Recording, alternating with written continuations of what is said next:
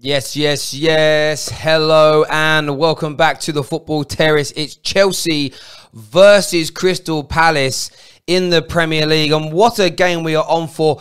Callum Hudson-Odoi starts.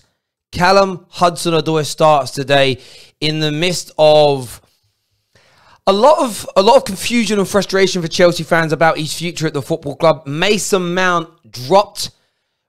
Reece James dropped. Pulisic on the bench today. Still no place in the team for Ziyech as it stands. Jorginho and Kante in a double pivot. Kai Havertz in his proper role, as a number 10 today. We're going to be with you for the next few hours covering this game. Make sure you're hitting like buttons, share button, retweet buttons, and everything else in between. We want to hear from all of you. We're going to take some calls and get man on the line as well today. We've got Elite KJ in the house with us. What's going on, bro? I'm good, man. I got kicked out of my of my office, innit? So man's in the living room today. What's going on in the office then, if you're not in there? My mum's in there working. Ah, there we go. We've seen the news about Callum Hudson-Odoi, a big link of him going to Bayern Munich. What's your thoughts on everything? It's actually probably the best move for Cho. He clearly isn't favoured by Lampard, even though he wants him to stay. Clearly isn't favoured by the Chelsea board. This is the second time this has happened to him. If he stays, how many more times is it going to happen to him? Always getting touted to leave and stuff. That for a player, that's not encouraging. That doesn't feel your confidence that the club believe in you. So if I'm sure, I'm saying go in it, like leave and play some football and show the world what you got. Because I believe he's a very talented boy. He's got all the ability in the world to go far, and I think the Bundesliga is a very good place for him to go and learn and play football. No, I agree with you. I think it is. I'm just going to get the lineups on the screen now. I've got to change this over. I agree. I agree. I think he is a talented boy, and I said I can tell Chelsea fans are stressed and angry about it because the response from them on the stream that we just did a moment ago about him wanting to go there was just phenomenal in terms of, he's staying, he ain't going, you're lying. I snapped back, if I'm being honest. I lost my head because I'm sitting there thinking... He does start today, though. He does, and that isn't my point here. My point, I don't even know if he'll go. The point I'm making is, it's the second time that forget what Lampard wants, forget what Callum wants for a moment. It's the second time, factually, that the club are considering offers for him.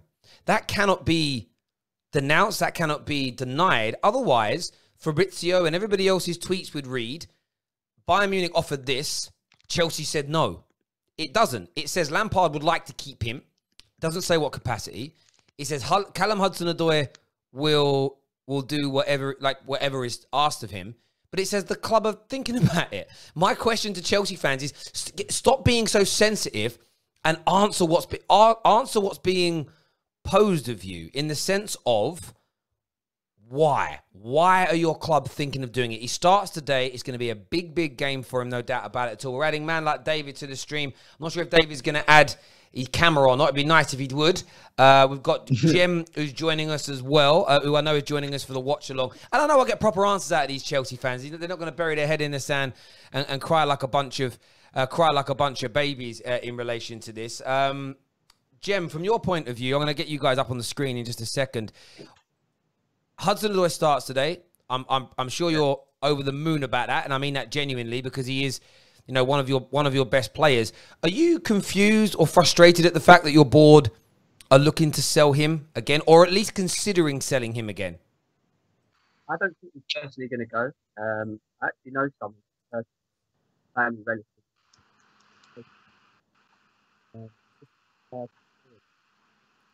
Jem can really barely. Jem can barely hear you, bro.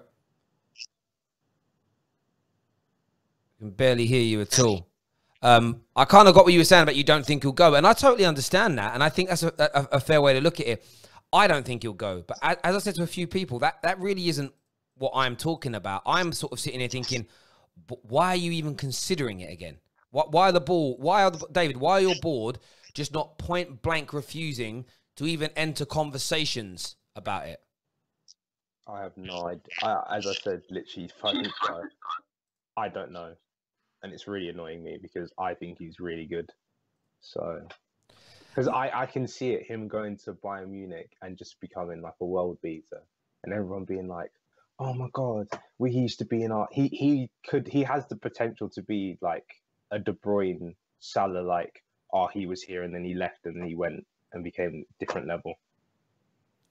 Yeah, no, and I get that, and that's why I keep saying, you know, all these times where I question Hudson-Odoi, people think it's me claiming he's not a good player. Do you get where I'm coming from? And it isn't. It's me saying, if he's as good as you say, why the first time round did you guys nearly sell him?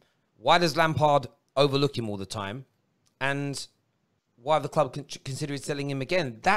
There's a problem there. And I don't know whether the problem is Hudson. I don't know if the problem is Chelsea. I don't know if the problem is Lampard. I don't know if it's a combination of all three. What I find exasperating, and I will use that descriptive, because I just had Chelsea fans like, yeah, but he won't go though. It's like, yo, that isn't the question that's being posed. For me, and this is where you've got to look beyond just, will the club say yes or no? If you're Hudson-Odoi, and you know that your board keeps considering selling you, is that a conducive environment for you to develop and grow as a very young player? It isn't. It just isn't, obviously. And that's all my, yeah. And I'm not trying to throw salt. I'm not trying to create problems. Like I said before, I'm just really confused as to how they think Chelsea Football Club think this is going to make Hudson-Odoi a better football player. It just doesn't. I genuinely mean this when I say it just doesn't make any sense to me at all for this to work for him. That's all I'm saying here. It makes no sense. In terms of today's game, KJ, like, we're looking at the teams. We've got them up on the screen in front of us. By the way, everyone tuning in, please smash that like button for us. Really important to the Football Terrace that you get that done. It is maybe the strongest Chelsea team that we've seen so far this season, would you say? Yeah, they haven't started too well in terms of the lineups. They've got some results here and there, but this is a strong team. I'm still wondering why you've got one out on the left again. He's shown that he's best football and is most effective down the middle. But I guess all these Chelsea fans are saying Tammy and Werner will play together. They might be right, you know what I mean? But I know it's because of Pulisic's injury, that damn goal winger. But for me, it's just a bit weird that he's still persisting on Werner on the left when he shows that he's most effective down the middle. And that Lampard, and for the rest of it though, Lampard's got it right. You got Kai Havertz in the cam position, Cho's playing. You've got Kante and Jorginho together. You got Thiago Silva and Zuma.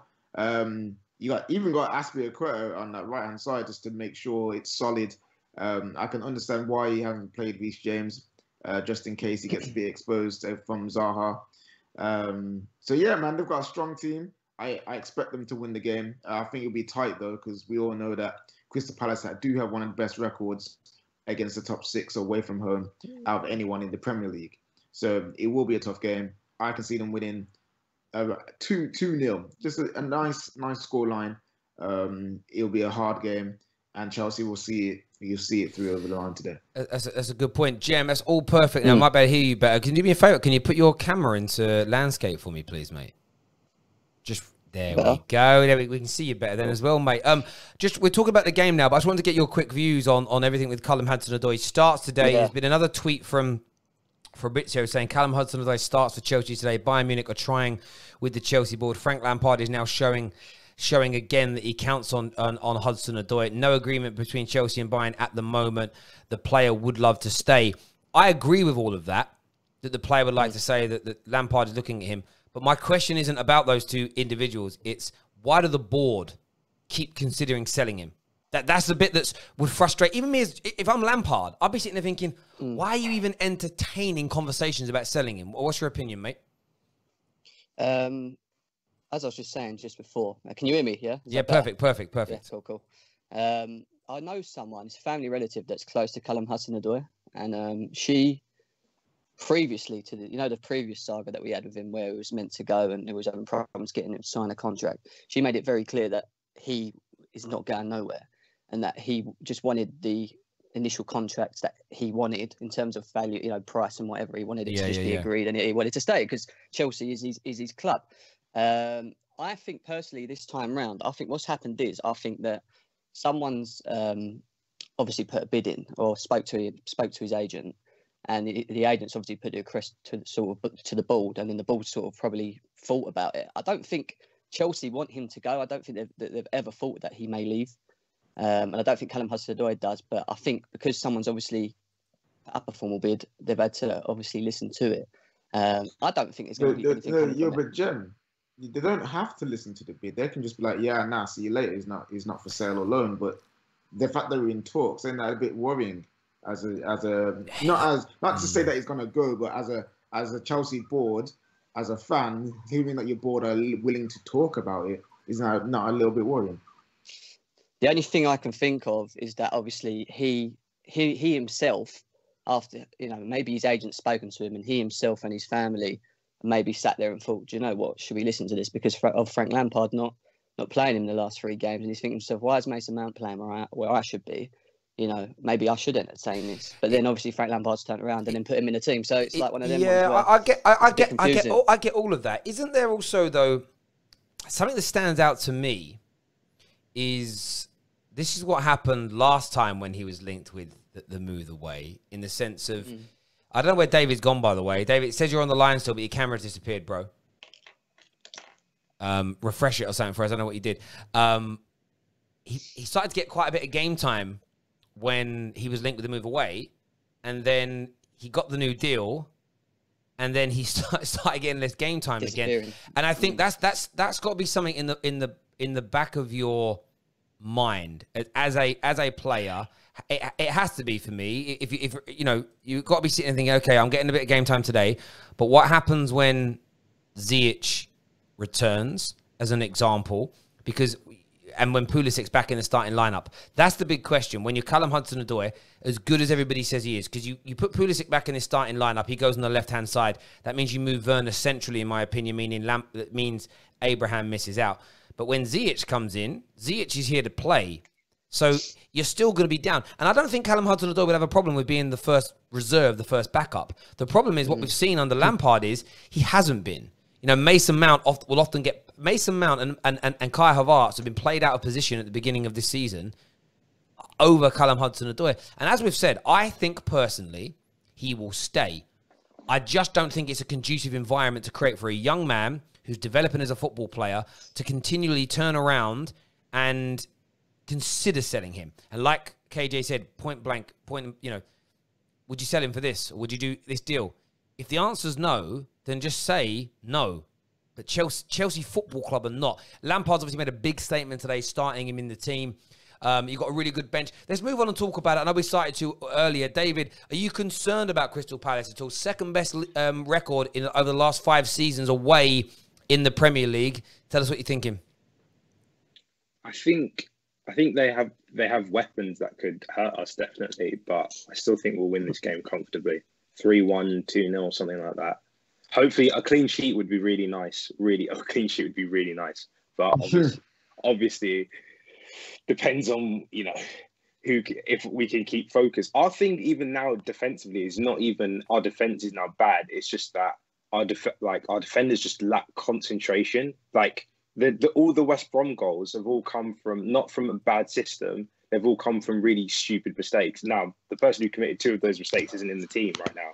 So hopefully, it will improve. Again, Tottenham as well. Tottenham's one was we didn't play well in the second half, but they barely did anything. And then it's one defensive mistake from Emerson, and then they've got a goal. So our structure's improved. I've seen that. That's one good thing that's come out of the season so far. Even though the results haven't shown it, our defense has improved a lot. And hopefully with a bit more time gelling and everything, it should all come together at some point. I hear that. I do hear that. I think we should be good. Mendy in goal today, Jim. His debut in the week, I thought, it was interesting, really, because he pulled off one save. It was from the Ronaldo Chop, which, what was really interesting is he was diving the wrong way, and he reacted and got back to it, which was good. I thought if that was Kepa, that shot would have gone through his hands and gone in. That's how bad Kepa is. There was a couple of flappy moments from crosses, which a lot of Chelsea fans said Mendy has as an issue. Is there an element of all eyes on him today? Because do you feel like your rivals especially are waiting for him to make a mistake so that they can be like, even your replacement's as bad? Do you think there's pressure on him in that way? Or do you think actually he's a good enough goalie, he'll be fine? I think people are just waiting to see whether or not the replacement that we've got is better than what we've already got, to be honest. And because no one knows about him that much as well. It's one of them ones where we're just like all waiting and seeing, is he the real deal? Do you know what I mean? Because if you look at what we've had with Kepa, it's been shocking. I don't think we can get any worse with him, to be honest. I am happy that he's on the bench. And I'll be even more happier if he goes on blimmin' loan, if someone will take him and pay his wages, which I don't think they will. But no, I think we just got to give Mendy time. And I hope that he does show up and improve us in some sort of way, you know? No, I hear that. I hear that. Are you concerned yourself about Palace at all? They've got a habit of killing the top 6 teams, haven't they? I think they're a danger, to be honest, because they're such an organised outfit from top to bottom. They all know what they're doing. They've got a quality player up front, which I know you don't rate, in Zaha. So I think, to be honest, if we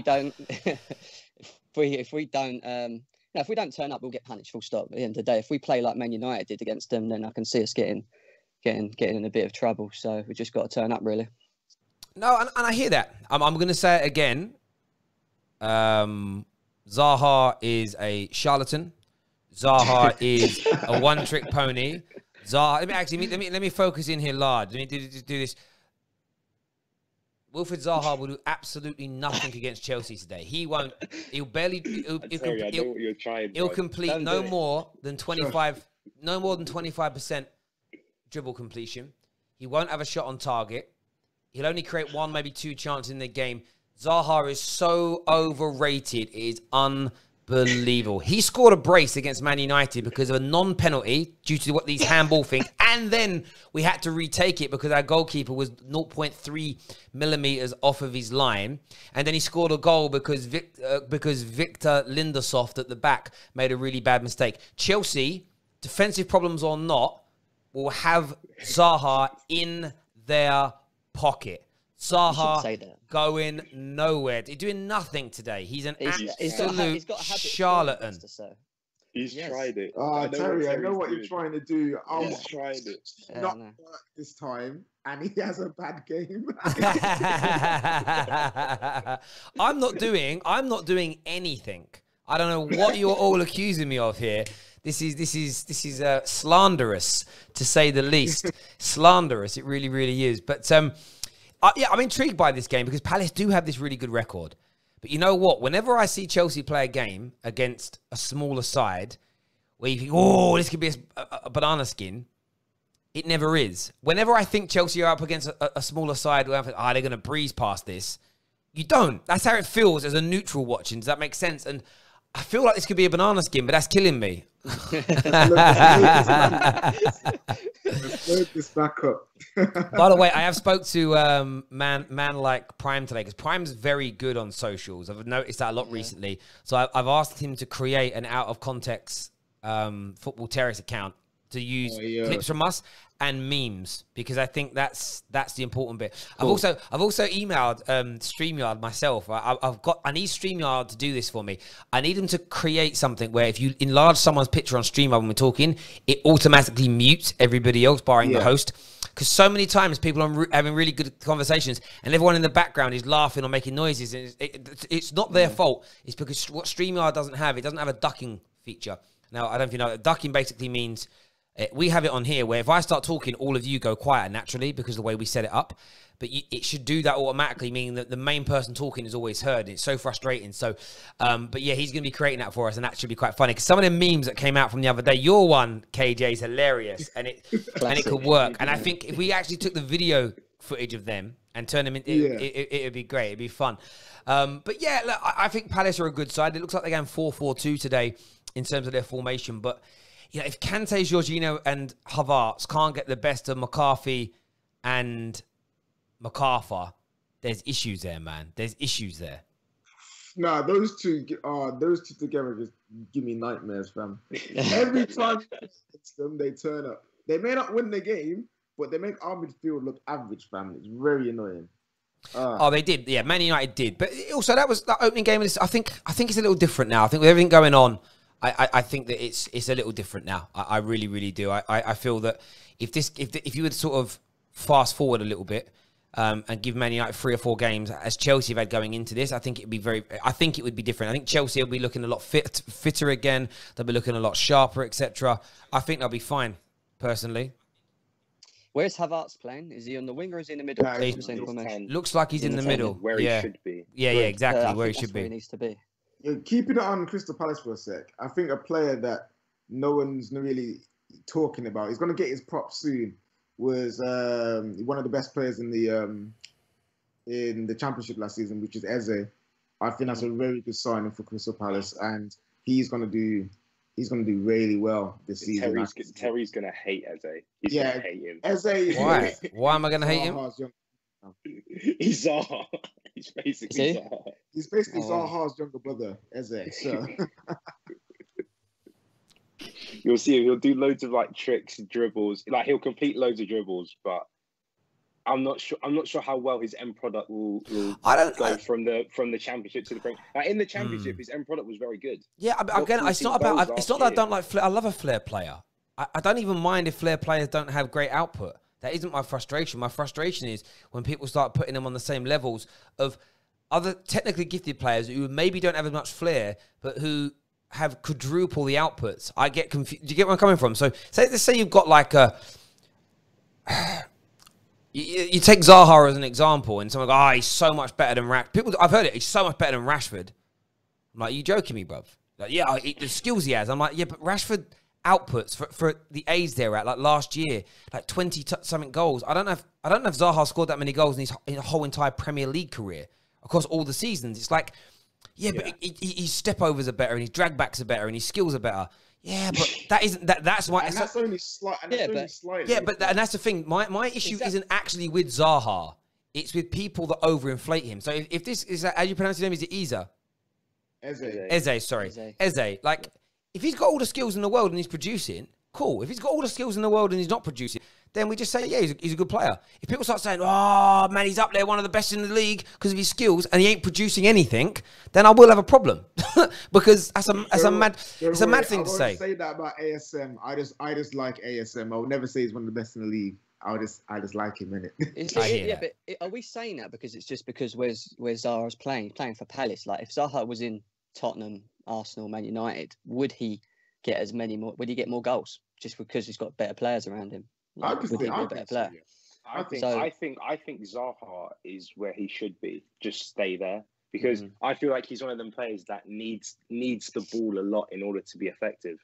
He needs that ball, because him like off the ball he's not as effective as when he's on the ball trying to run at people. If he goes to a bigger team, as we see, teams drop back an extra 10 yards, and then suddenly his pace where he can dribble in and out isn't as effective. I feel like he is just in the perfect spot. Like you saw Balassi. Balassi tried making that step up. At Palace, he was wavy. Then he went up into Everton. Never the same guy. He's a difference between Zaha and Balassi, though. I feel like Zaha still has the technical ability as well to play those short 2-1-2 passing combinations in a team where someone's trying to sit back on you against you and you have to break them down. I believe Zaha could do that. There's a comment with Balassi. Yeah, I mean Balassi for me is a prime example. Again, technically an amazing football player. Some of the skills I've seen him do in games, in training, are amazing, but he don't deliver at the elite end of the spectrum. Does that make sense? And I'm talking regularly. Yeah. Someone says here, Luke Harrison says Zaha is probably slightly better than Rashford, but that doesn't mean anything against. There isn't anything against either of them. I just don't see how you can, on any planet, you can consider Zaha better. But this is the point. I bet if you were to ask why, and you get the person to really break it down and be brutally honest, they'll say things like, "Oh, but skills." That's what it comes to. But skills. That's what, and it's like, yeah. And the way I always look at this is, I had a lot of friends who were amazing in the playground, and they were amazing when we played knockouts. They're amazing when we played headers and volleys. But when they actually played for the school team or the district team, or they went for trials at football clubs, they were trash. You know, we had a guy that played for us in school, He was a striker, and he was a good finisher. Man would score. I don't know what the school season was. It was about 15 games. It wasn't very many. He scored like 50 goals. And everyone's like, oh, this guy could be a pro. And I remember my dad causing an absolute ruckus on the side of the pitch one week when he went, well, he won't. The guy was also one of the... He never went on to be an athlete. Like, London consumed him, is what I always say. Like, he got distracted by things. This boy run 100 meters in a district race in trainers against like posher kids with like spikes on and stuff. Man, like schooled them, and he's running speed. They basically, I remember this all going off the school. But they were basically saying that if he got trained properly and diet properly, the guy could be an Olympian and could make a fine. Like, he was ridiculously quick, but that's why he scored all these goals. He had an okay finish. The tactic was you knock it over the top, he'll beat everybody else to the ball, and he'll get a one-on-one every single time. When he started moving on and started going to academies and playing against technically gifted football players, he came unstuck. And I'm not putting the Zahas and the Balassis in that level. They've actually got ability. But once they start moving up through the levels, and just your technical ability isn't everything. You know, I see a load of Sunday League clips. There's a clip I saw today, and it was an amazing bit of skill. This ball's in with this guy.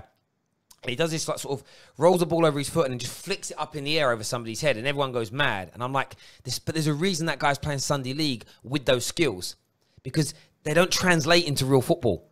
That, you know, very few. Think about it literally, right? How many players at the elite end of the game show mad skills in games and last at the highest level throughout the whole of their careers? You'll be able to name quite a few, but on a percentage level, it's not very many. You think of Ronaldinho's, you think of Lionel Messi's, you think of Neymar's one, Neymar's one who does it as an example. But the vast majority don't. I bet if you go back and watch footage of them at 17, 18, it's a great example of this. Raheem Sterling. Raheem Sterling won one of those battles when Soccer AM used to do the academy skill battles. You don't see Raheem Sterling doing anything like that on a football pitch anymore. Why? Because it's generally not that effective.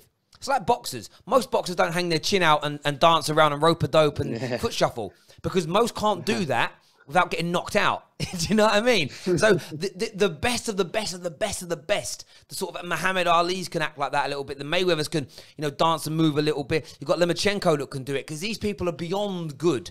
You know, the Neymars and the Ronald, they can all do that. But at the same time, like, so many of these players, it's like, okay, yeah, he's doing all them skills, but what comes after that? If Zaha removed doing a lot of his tricks and flicks, and you just then focus on his passing and his finishing and his creativity, you'd go, oh. And there are a lot of other players that if they added those skills and tricks, you'd probably think they were even better. But they don't do it. I just think it distracts the mind somewhat in football, is my opinion. But I don't know much about this young lad who's pronounced his name for me again. Eze. Let's watch him today. He could be very good. And I always praise quality football players. But quality for me is producing at the end of a really good run. But in the comments section, names to us. By the way, get your super chat questions in for us now, please. Really important that you do that. And hit the like button for the Football Terrace. Get us in the names of players that, in your opinion, produce madness skills on the football pitch, but still produce great outputs. And it could be any player over the last sort of 15, 20, 30 years of football. Get the names in and we will assess them as we go along. Half an hour away from kickoff. Jem, of course, big congratulations to you, mate. You got engaged during your hiatus from the Football Terrace. Well done. Were you nervous when you asked? Do you know what? No, I think I just wasn't. Like, I got on the boat and that, and it just felt natural, mate. Really, to be honest, like there was no pressure towards it. Like I just got it.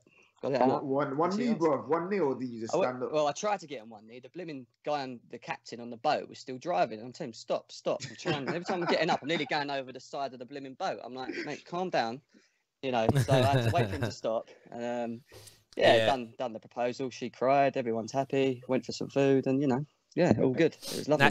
Now you got to pay for it. Well done. It's do you know, it's crazy. When I proposed, although it didn't end up ending so well, I thought what I did was quite romantic. So the lady I married, her mum and dad kind of eloped, and they got married in this small chapel inside this big church called the San Giovanni in Rome. So we went to Rome, went around, and I said, I planned it. Right? I would go and visit the church where your mum and dad got married and go into the chapel where they got married. The idea was, go to the church, go into the chapel where her parents got married, and get down on one knee and propose in that chapel. Right? I thought it'd be quite nice. Got to the church, and she was wearing like a top that showed her shoulders. So like everything, she was covered, but her shoulders were showing. And obviously I don't realize it because I'm not religious. They're like, yeah, you can't have your shoulders on show. Like, we walked in and the guy ran over. He said, excuse me, like he said shoulders. Now, when you see what she was wearing, there was nothing revealing. It was just the shoulders. And I'm like, this is going to gazump me, right? So I pulled the guy aside, like, excuse me. I said, this is what I'm here to do. And he went, he was looking at things and he said, I did. He said, take your bag off and get her to wear it because then her shoulders are covered. So it put the bag on. But she had this big bag on her back. She's like almost falling over. I'm like, yeah, this really ain't going how I want it to. And then because of all the stress of it, I'm like, I was sweating. I'm sitting there going, oh my God, it's so hot that day as well. It was a madness. But yeah, I'm divorced now. So all that was for nothing really. But I'm sure yours will not go that way. We've got some names in here of some of these skillful players on the pitch. Carlos Tevez. I wouldn't say Carlos Tevez was overtly skillful. Eden Hazard, yes. You would say Eden Hazard. Yeah. Here's a great one. Joe Cole. Now, was he skillful? See, I say this the other way. I think Joe Cole was when he started at West Ham. The longer he went on in his career, the less he did. He still pulled out skills, but if you go, I think he reduced it. Why? Because he realized he didn't need to do it all the time. But Joe Cole, I would put him in that category. Neymar, we've said yes. Pato. Yeah. No. Well, no. He's just a man. He's just another man with pace. That's it. But Pato would also be a prime example. If he did, he should have stopped because his career as an elite level footballer died, bruv. It died, man. You know, it did. Everyone said Neymar, Denilson, Morata. Marcus Rashford is in that category as well. No. So I don't think Rashford does the occasional skill. I don't look at Rashford as someone who is doing lots of tricks and flicks and things throughout games. Like rainbow flicks when you don't need to and stuff like that. Like, he's not that level. Of Martial more so than Rashford. No. See, that's okay. Here's the thing. Martial doesn't actually do skills. He's just very good at dribbling with the ball. He don't really do stepovers. He don't really do chops or anything like that. He is just that good at dribbling with the ball. Marcus Rashford does actual more skills that you can name than Martial because Rashford will do an elastico. He'll do a Berber spin. You know what I'm saying? Do you know what's mad about me? I don't even know what these skills are called. That's the madness. Like, That's why I said Rashford because he actually does skills. Martial. Yeah, but Rashford does them for me in what I would consider to be in moderation. So he'll do them, but it isn't like he's. What I mean by these these flick and trick merchants is they're doing it in areas where you don't need to be doing it. It's like, okay, you did those three. You did a little spin and turn, but you didn't beat anybody. The other day, actually, who did a quiff turn? Oh, what game was it? What, Ben Rama in the Carabao Cup? No, there was somebody. It was a Premier League team in a game. Oh, so it was John McGinn. John McGinn did it. Johnny McGinn. No, he did. Against Stoke. Yeah, he did it against Stoke. But it was when I say worthwhile doing, he'd dribble the ball and it was slightly in front of him. It was one of those ones where normally you see two players crunch into a tackle. And he did it to get past the player. But it was a necessity to do the skill at that point. And it was great. But then he passed the ball out afterwards. If he'd have done that skill and then held onto the ball too long and got tackled, I would have said, what was the bloody point? But yeah, he did that. Yeah. Someone here said... do you remember JJ Okocha? Yes, JJ Okocha. JJ Okocha is a prime example of a proper player who could use skills at the correct moment, and they invariably came off. He used them to actually beat people. He didn't show off and try and embarrass people with them either. It was the perfect blend, but he also could pass.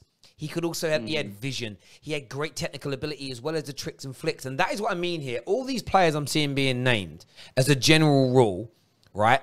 Bergkamp, another. And I wouldn't say he was a tricker and a flicker, but he had amazing technical ability, but he used it at the right times. That's probably my issue when I look at the Zahas and that of this world. It's, are you doing it in the right times, right spaces? Do you know when you should? Sometimes it's the case of, do you know what? Just get the ball out your feet and cross it into the box, mate. You didn't need... sometimes, and I'm not blaming Zaha here. I see a lot of... Nani used to do this at Man United. Sometimes I felt like he'd beat someone and he'd slow his run down so that he could have an opportunity to try and take him on again. I'm like, bruv, you were already past them. Get the ball into the box. And that Go on, mate. Sorry. I said, you know who I'd love to actually have skills? Dan James. If Dan James actually had skills, bro, but that's it. If you had that, it's like with Theo Walcott. If Theo Walcott actually had great technical ability as well as that speed, he would have been You know, he could have been a Ballon d'Or winner. When you've got speed and skill, it's why Ronaldo, like Messi's quite deceptively quick. But when you've got a good turn of pace, just a good turn of pace and skill, you're so dangerous. Someone here says prime Gareth Bale. See, I wouldn't look at Gareth Bale as a tricker and a flicker. Nah. In my personal opinion, I wouldn't say that about him. I've got a great one. P&P. I got a great one for you. David Ginola. Oh, I'm too young for that. So David Ginola, magician. he had skill and quality, so he could beat a man, and then his cross was good. Do you know the biggest problem I have with a lot of these kind of flick and trick merchants in the modern day game is they'll beat a man amazingly well on the wing, and then they cross the ball and it goes out for a throw in, and I'm like, bruv, it's. But you get where I'm coming from? So if I see this young lad today, and I'm going to get his name wrong again. Eze. Sorry, I will learn. I'm like that with names. It's my dyslexic brain. If I see him today, like, do 5 or 6 amazing skills, but all these crosses are poor, I won't write him off as a player, but I'll say he's got a lot to improve on. I know that the hipsters will be like, he's a bad man. He's a bad man. I'll be like, no, he's not, because he can't cross, bruv. He can't do the basics. You know what I mean? It's like, I'll give you an example, right? Have you, David won't, he's too posh. Have any of you had any friends who, when you were still at high school, illegally drove to school? Yeah. Okay, I had a mate, right? he used to park the car. He actually parked it in the teacher's car park a few times, just got out, right? Now, he could drive, but he didn't know the basics of driving. Does that make sense? Like, I look back now at how he used to drive, and he could park a car, he could do an handbrake turn, but he couldn't parallel park. Does that make sense? And that's how I feel about, like, some of these footballers. They could do donuts, they could do handbrake turns, you know, they could do all the skids and tricks. They could probably balance a car on 2 wheels. But when you say, could you just parallel park for me? I don't know how. Do you know what I mean? That's how it is. They don't know the highway code. They don't know the basics. And that's the problem. If you have all the skills, but your crosses are knocking out, I was about to say pedestrians. If your crosses are knocking out spectators, you're not a good footballer yet. I don't care how good your skills are, bruv. Like, because you could go and pick 20 men in a park today that have got skills, but can't play football. You know, that's why the freestyle footballers and not in Premier League teams. Because they're not good football players. They're good at flicks and tricks. Let's do some more of these comments here. Oh, that's not a bad one. Prime Alexis Sanchez. He was a bit like that. Flicker and tricker. That's the thing. He wasn't really a trick and flicker, innit? He did flicker and trickers a man like Adel Taarabt. That's Yeah. That's a Ben tricker. Arthur and them man there. Yeah. No, I agree. When there's nothing at the end of it, or not enough at the end of it. And listen, I know people hate me saying it, but I put Zaha into that mix. I really do. Streets will never forget footballers. Yeah. Them street ballers. See, Put him in a cage. Put him in a cage. Different levels. FIFA Street, yeah.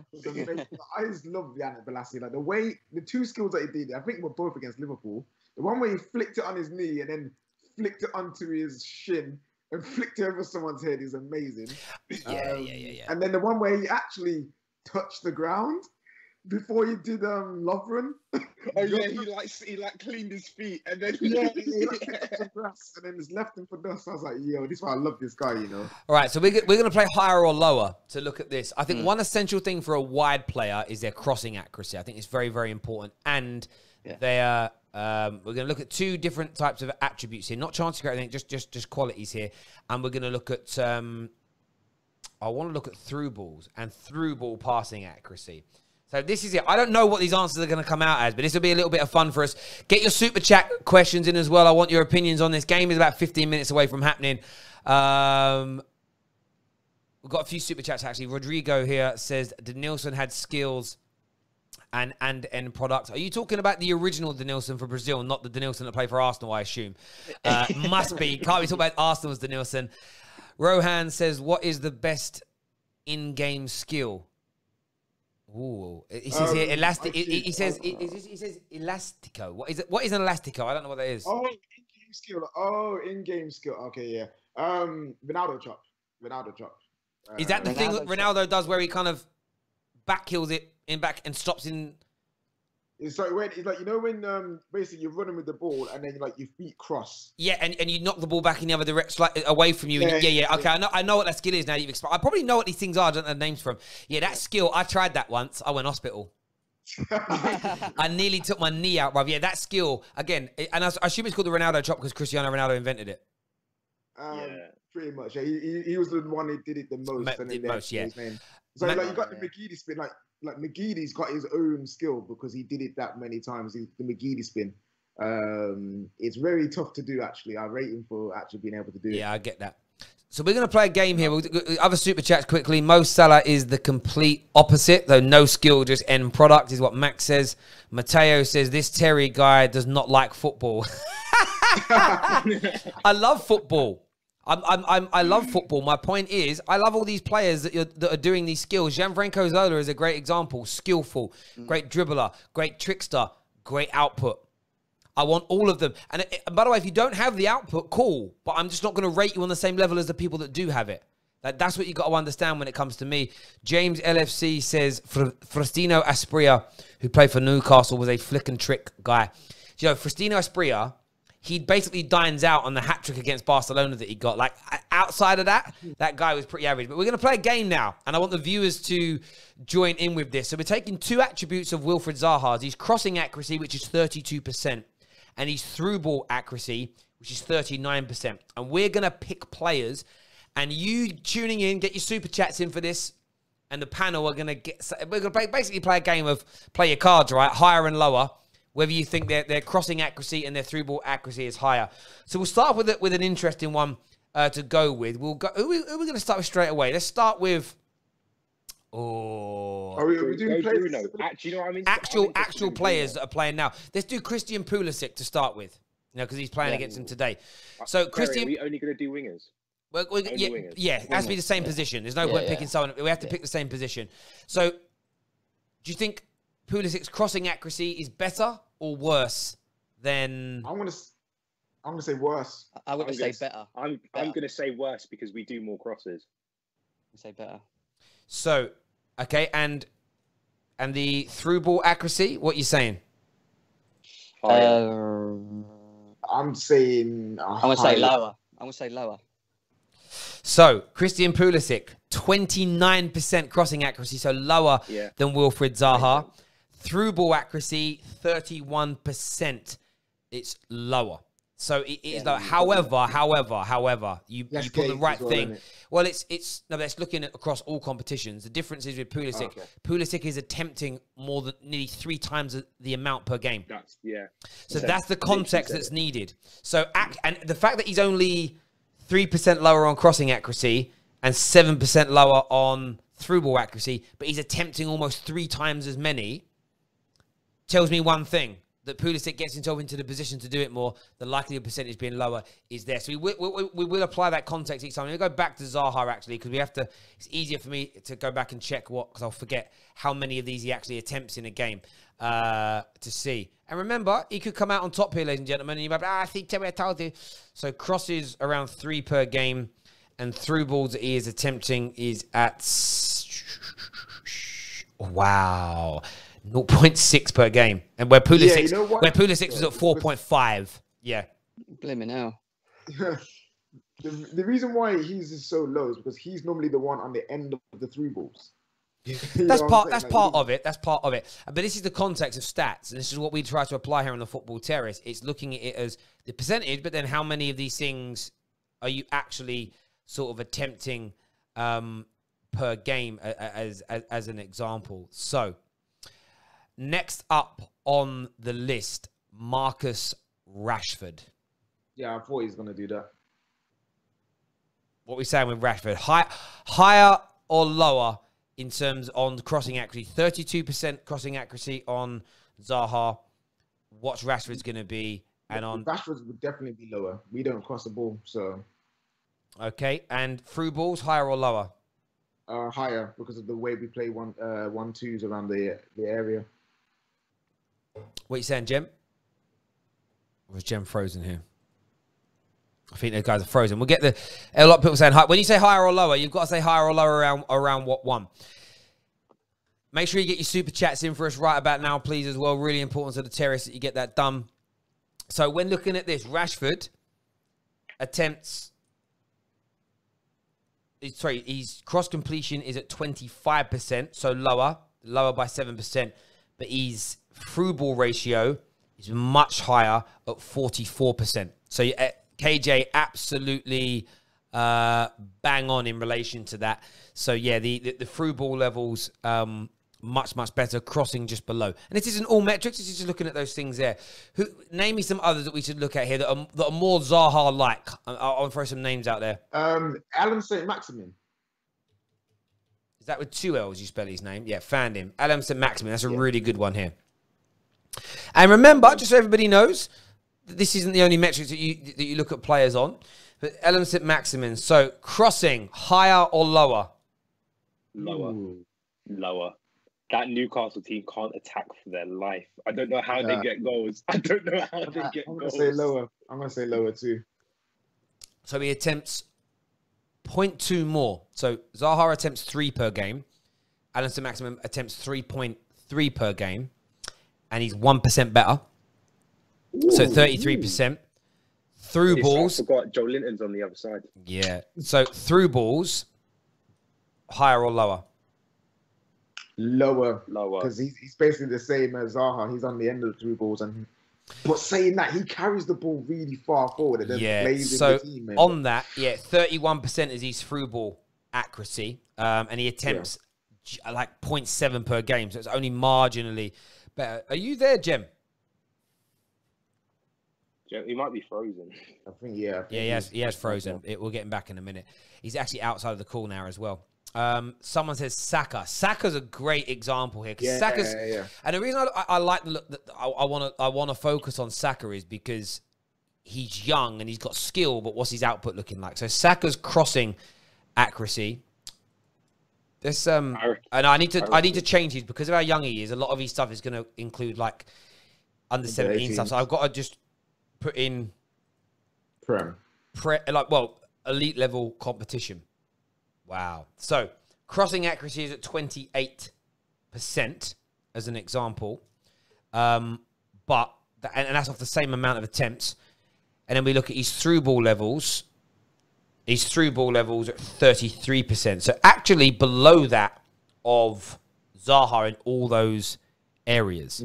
So there is an argument here for Zaha, and I'm always like to be fair in these things, where I look at it and say, maybe if Zaha was crossing and putting through balls into better quality players, he'd be delivering. But remember, the crossing and through ball element is only one element of a player. Callum Hudson-Odoi. Interesting. I'll be back 2 seconds, guys. All right, no worries. Yeah. Callum Hudson-Odoi. You're back with us now, Jim. Yeah. Is it? Can you see me? Because I can see myself. I need to basically refresh refresh your thing. That's what happens half the time. It kicks you out. Just cut me out. Yeah. There we go. You're back. Callum Hudson-Odoi, better or worse at crossing the ball than Zaha? I reckon he's lower. I think he's lower as well. Yeah. He attempts almost 1 additional cross per game, and he's better by 2%, so 35% crossing accuracy. When it comes to through balls with Callum Hudson-Odoi, far superior again. He doubles the amount of through ball attempts per game and comes in the same as just below Rashford at 44%. He is at 42%. So you see the differences there. What's also interesting to look at I want to look at the dribbling of these players as well, because the dribbling one really interests me. Successful dribbles per game for Hudson-Odoi is really good, actually. It's 60%, but he's also attempting 10 per game, which is really, really high as an example. Let's look at that at Zaha. And it's interesting. Again, another element that people look at Zaha and call him elite. Remember, £72 million player, people refer to him as. Wow. I mean, that's pretty good, though, as well, you know. The success rate is good here. 53%, but he's attempting 12 per game. Oh, wow. Which is very, very good. There's no doubt about that at all. Josh King here says, Chelsea lads, Milan Skriniar is off and Rudiger is on, according to the tier 1s. I'm gutted. He's actually bad. He is actually bad because people used to say he was so good. Imagine Tottenham taking Rudiger away from you, man. Tottenham taking Rudiger from you, man. That's a madness, bruv. That's a madness. That is a legitimate madness. What's the price going to be? What's the price going to be? That's in Premier League local rival. That's not going to be cheap. That's That's a 35, 40 million pound move if they're not careful. And the thing is, for me, is that I think he starts as well for them if he gets there. Oh, easily. The defense is awful. Yeah, that's the. Oh, yeah, he walks into. You're not going to buy Rudiger and not start him. You know, there's some signings that you make, depending on the salaries you pay players and positions they're in. It's a bit like when Arsenal fans tried to pretend that Willian wasn't going to start. It's like you don't pay the man that much money to sit on the bench. You know, it's. No, but Terry, he's only on 100k a week, allegedly. Same way Aubameyang's on 200k a week, allegedly. Listen, man. Listen, every fan sounds do it. Look at you Chelsea fans, and not you too, but in the start, you know, when I did the Hudson-Odoi stream just about an hour ago. No, he isn't leaving. We want to keep him. He's staying. I'm like, bro, that isn't what I'm even saying. Go back and listen to what I actually said. Why would your club consider it? But people like to.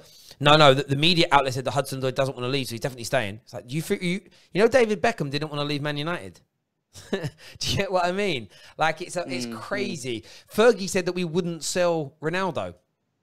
It just, the PR that people put out there and that fans believe, and they believe it when it's what suits their agenda in terms of that. But get your super Get your super chat questions in now. We are 5 minutes away from kickoff. Going to be a real interesting one. Really, really is. I mean, realistically, we all know that Havertz is a £70 million player. So, you know. Oh, listen to this. Fabrizio has tweeted. He said, talks between Man United and Barcelona for Ousmane Dembele are still on. As also with the player's agent. Man United are still trying to get him on loan. Coleman has said his future depends on what he thinks. I haven't spoken to him about his future. We'll see. That's a manager that don't want you, bro. No, the thing I don't get with that is obviously if Jordan Sancho it looks like it is done, unless he puts a request in now. I don't see him coming now. But the fact that you're looking at Dembele, you keep calling him Jordan, bruv. You know, if he comes in, Dembele, he don't start. It's just squad depth for you guys. But with Sancho, he will start. He definitely starts. And he's injury prone. He definitely starts if he's fit. Who for? Who? Where? Greenwood. Easily. They won't take Greenwood off for Dembele. Yes, they will. Yes, they will. I don't think so. What injury from Dembele? Yeah. Well, no, I'm saying when he's fit, he'll play. Guys earning I think 250 a week there. You don't loan a man like that, pay all his wages and put him on the bench. But then do Man United have the same problem that we're having with Hudson-Odoi then? Because Greenwood wants to play. He's good enough to play. I feel like with these young players, sometimes the best thing for them is that a player comes in and not takes away like actively takes minutes away, but like sort of gives them a bit of time to actually get used to playing senior football. Because remember, Greenwood only came in last year, and you don't want Greenwood playing so much so early, and then when he gets to 25, already being finished. I feel like you almost need that player to come in and like take some minutes away, just so the person can adjust, get used to it a bit more, and even like not look as tired. Like you look at Mason Mount right now, kid looks tired when he's playing. Because Frank feels like he's the only guy who can play whenever he's fit.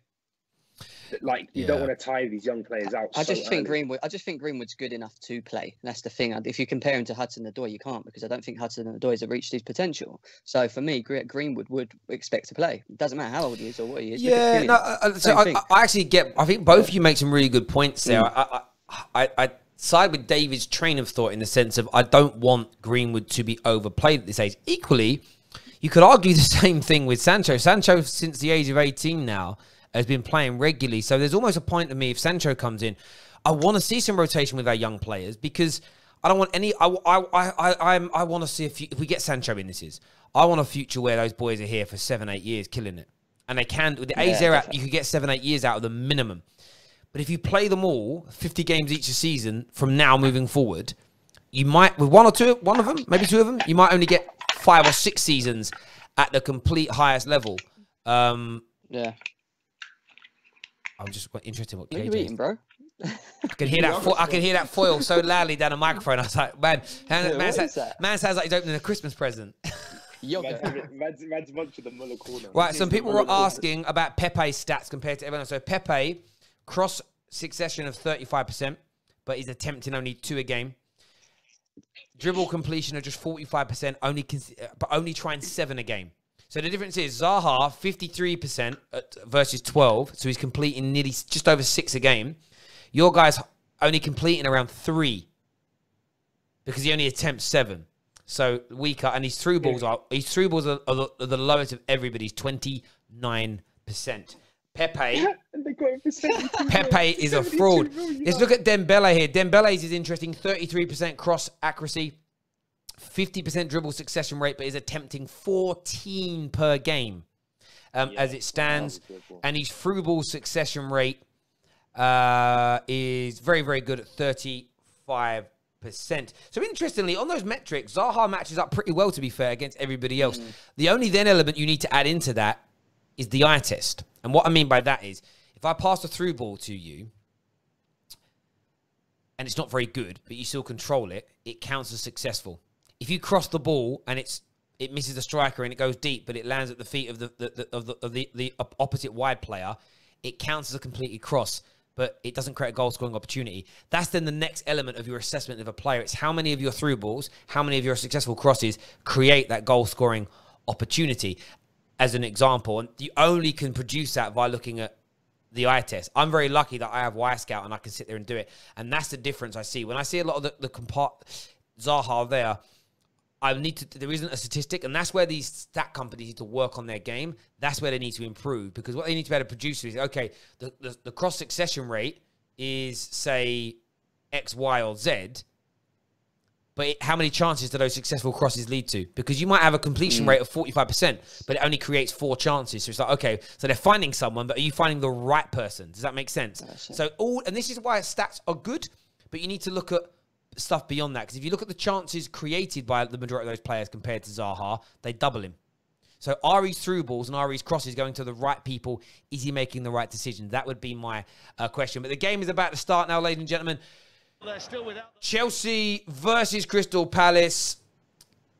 Lineouts being shown on the screen right now. We'll, of course, have in-game stats for you. Make sure you're hitting that like button. Make sure you're hitting the share button as well. So important to the Football Terrace that we get that done. It truly, truly is. Get your super chats in as well. We really need your support, as ever. Score predictions, boys. What are we going with quickly before the game properly starts? 3-1. However, I feel like I'm looking at the lineup now and I'm not sure about Jorginho. No, he's all right. He'll be all right in scale. I'm going to say 2-0. 2-1. 3-1. I'm being confident. So that's Gem. Havertz on the back. Confident. I said 2-0 with my sensible head, but if I'm just going to be silly, 4-3 Crystal Palace. That's actually it's a funny bit. It's a funny prediction, but there we go. I'm so intrigued today to see what man like Mendy can do. I'm just, when he gets tested, I just want to see if I was get your score predictions in the comments below and get your super chats in as well, please, for us. If I'm Palace, my instruction to them is if you get a chance to shoot on sight, just test this goalie, because I don't think Spurs did that enough the other night. I don't think you where's the new goalie that no one knows much about? Have a few pop shots. Just try and bend a few near that top. See what he's about. You might make him fumble a couple. You might make him a little bit nervous. That's what I would look to do. They need to try the low shots in the corner, because a guy that big, surely covering his far post is going to be difficult for him. Getting down. He is a big man. For me, set pieces have become less of a worry now, because that guy, I know he flaps at them.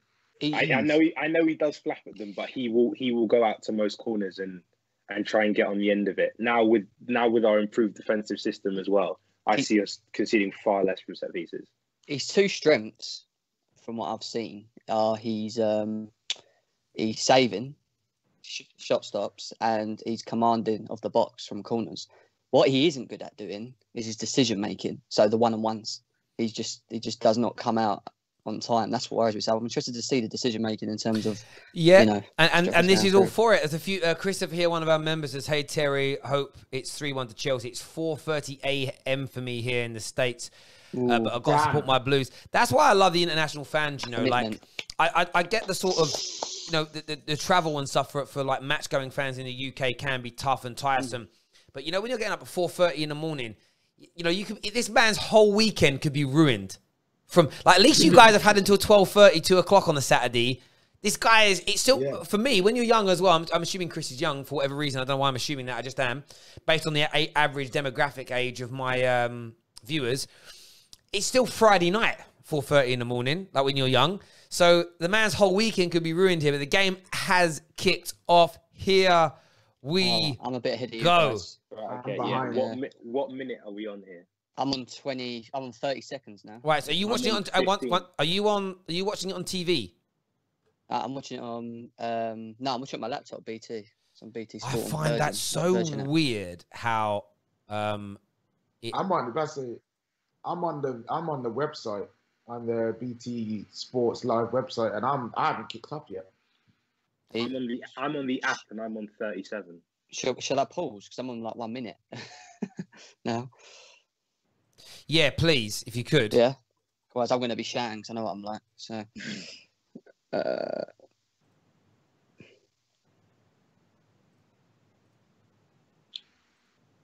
They've just taken the knee on my screen.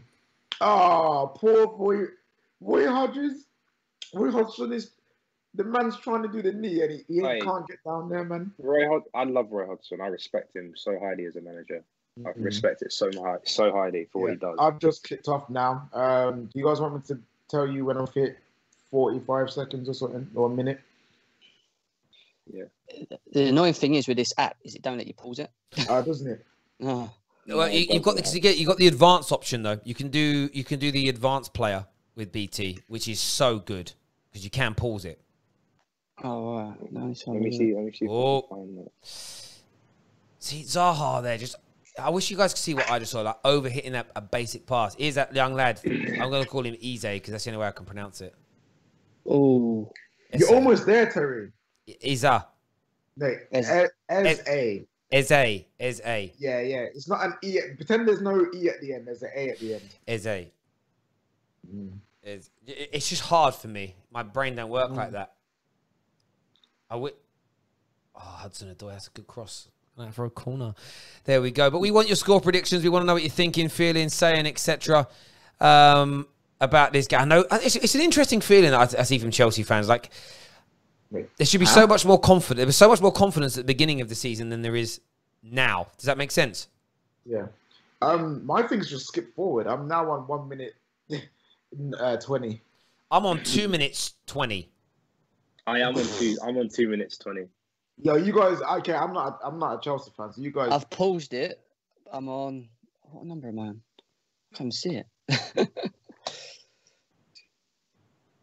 He's on. Oh, Chilwell's on corners. Interesting. Didn't beat first man. No surprise. A whole minute behind. That's funny. Honestly, I think that's one of the things I hate the most in football. A corner where you don't beat first man. That annoys me. The other so day, much. when Pepe was crossing the other day, and That was so bad. it's crazy. It's crazy. I'm like, you practice corners all week and you can't beat first man. It's poor. No, it's 3 terrible. minutes. 3 minutes 20. Is anyone up there? No, you're in front of us still by 10 3:10. seconds. Yeah. All right, I'm on 3 minutes 20 now. I restarted the stream and it's caught Oh, up. cool. We're there or thereabouts, aren't we?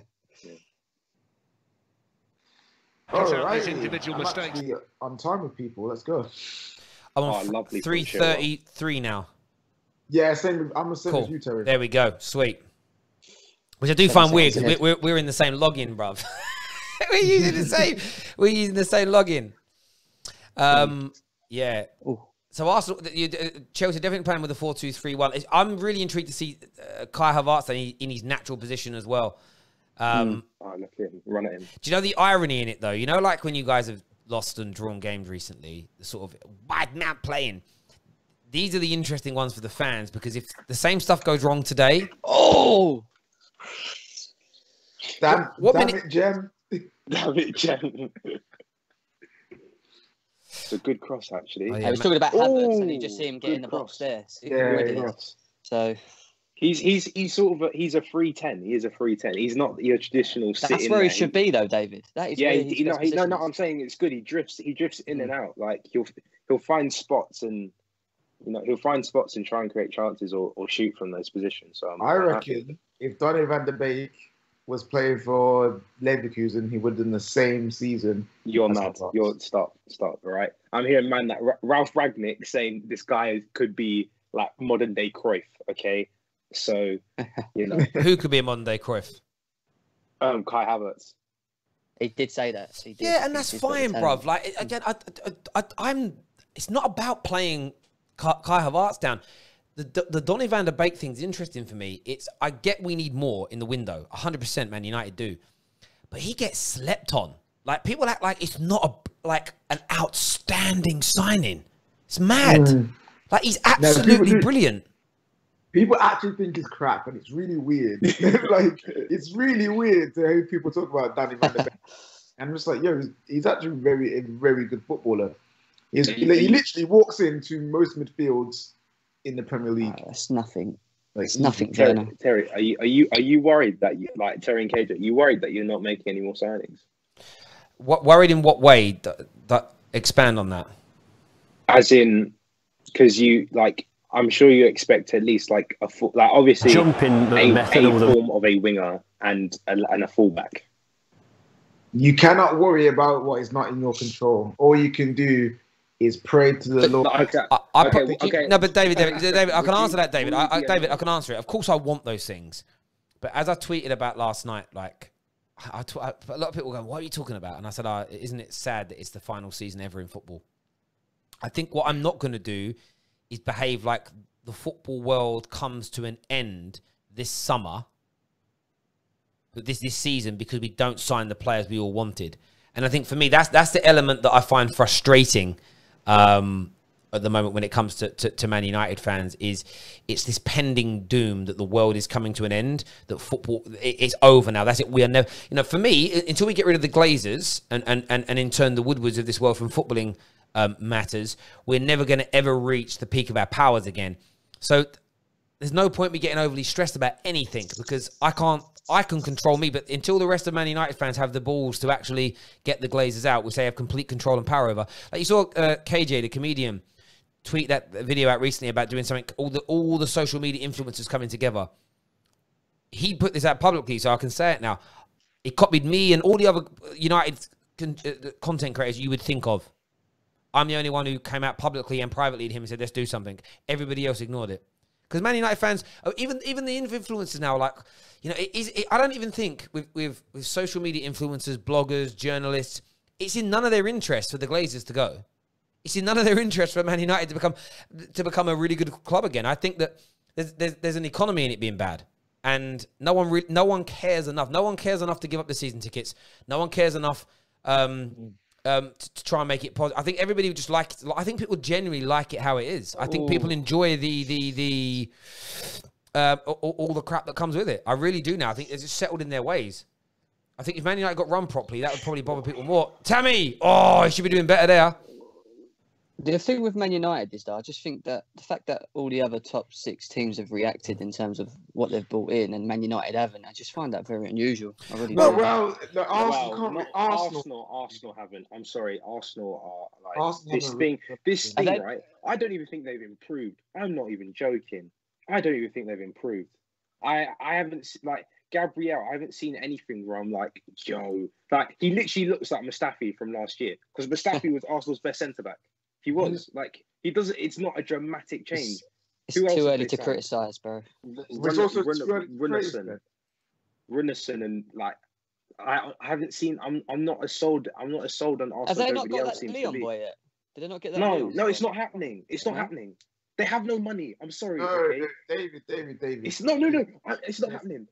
I'm not trying to be salty. It's not happening. It's not happening. It's not. It isn't. I saw something saying that he was happy with personal terms and he was flying there, medical, and all this, that, and that. Right? It's all not. They've got no money. It's not happening. Like, they can't afford Partey. How can they afford our and Partey? It doesn't make sense. Forgetting about the judge. I know. No, but there'll be a random duffel bag dropped at the door of the Emirates, and it'll be just the money that they need to get our. I'm telling you, it's not happening. It's just not. It really isn't. Yeah, I know you keep saying that the luck they're going to get and stuff, KJ, but no, it gets to that point where they just haven't done anything. But listen, I get your point, Jen. We need to improve more. But I'll go back to my last point. People keep sleeping on Donny van der Beek so much. It's like we haven't done anything. I'm like, he improved our team. Do we need to improve more? Absolutely. But this kind of notion that we haven't done anything, I reject it. If we don't sign any more players from now until the end of the window, I'm just gonna be here for vibes. How many minutes is Van der Beek going to get? Oh, seriously. He'll get Quite a bit, I think. Do you think? You get a lot of minutes. So he won't be Bruno, Pogba, and probably Matic or Fred, because he can't play in a DM position, can he? You'd have to sacrifice one of Pogba or. Bruno, we're gonna play enough games in the league and in the Champions League for him to get games. Also, there are rumours or even trains of thought that Pogba will be dropped for tomorrow anyway. So that'll be a game where Donny van der Beek comes in. Bruno can't play every game. Donny van der Beek will come in. Do you know what my biggest problem is with Paul Pogba? Right, with the ball, I think he's one of the world's best. Without the ball, he's just so ineffective. He's just not for me. That's why you don't play him where his role is to be off the ball centric. But then I think he should be played further up the pitch. This whole thing of playing him deep, it just doesn't work for me. This is what United fans have been saying. We've been saying this. But we ain't Ollie. We can't affect what he wants to do. So it is what it is. Yeah, I get that. Why is Chilwell dragged all the way over there? It's fine. Relax. I get the thing is because of last season, I actually get stressed whenever a team's in our half because it's like at any moment they could just score. Bro. The PTSD, it's serious. It's serious. We need to create more chances. Our biggest problem, which was the same as last season, and it was against the Tottenham game as well recently, is the clinical edge. We just don't. We're not clinical enough. We need to be more clinical.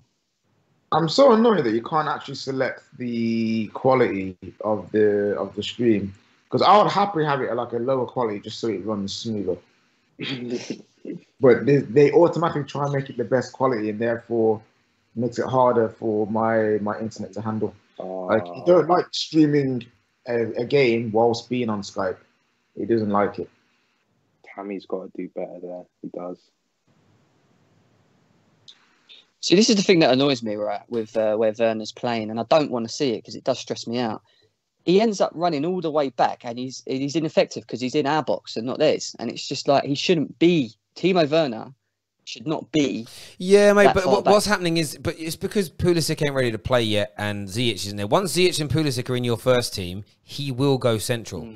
I know a lot of the sort of jokes. We told you we're playing the wings. Yeah, he'll go there as a necessity, but he is not going to stay there on a permanent basis, in my opinion. No. Not in my opinion. I hope so.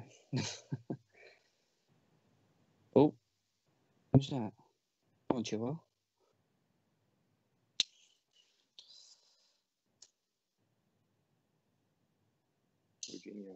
So, what do we think of Tottenham's front three now when Gareth Bale's fit? Do we think it's if Son, Bale, and Kane are all fit? Is that a deadly duo? That's levels. That's levels.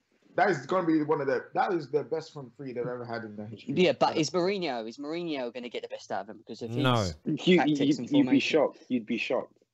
I'm convinced they're winning a trophy this year. I don't know. I don't care, but they're winning something this year. Yeah, they might do. And the thing with it is, people get kind of like I've said before, if you've got a happy Jose, you've got a dangerous Jose. I stand by that. But it's can you keep him? And I've said it before. It's can you keep him happy? It's as simple as that for me. If you can't keep him happy, then it doesn't really matter. He's just going to play golf. Good chance creation there from Odoi and Havertz. That's good link up there. How much is Bale's wages? They're paying half. They're paying half. Real Madrid are paying half of it. It's still 300k a week. It's absolutely ridiculous. He's taking the piss, isn't he? Imagine for half a year, man didn't play ball and he was just collecting 600k a week and playing golf. You know what? He was playing golf. You Chelsea, you man are missing a trick. Frank, what are you doing? I've just realised. Why on earth are you playing Werner out wide and Tammy up front when you can have Cho on the left, Werner in the middle, and Reece James on the right, bro. You telling me that wouldn't be Yeah, but bang? where would Havertz go? In the middle, bro. No, you can't play James at wing. It'd be cool to see, but like No, he played wing. Didn't he not play some games at wing for Wigan? he might have done, but KJ, listen, we haven't tried it. We ain't tried it. Try it, bro. KJ, we're stressing out as much as it is because he keeps playing around with formations. We want him to just find the best formation, the best 11, and stick to Dan it. James is the kind of fullback that you don't even like his defending anyway. So let him have less defensive responsibilities and do what he does, which is run at players and cross the ball and shoot from ridiculous angles.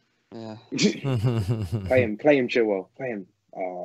Like, I got to say, the tempo of the way we're playing at the moment is good. We're moving the ball quickly. Really?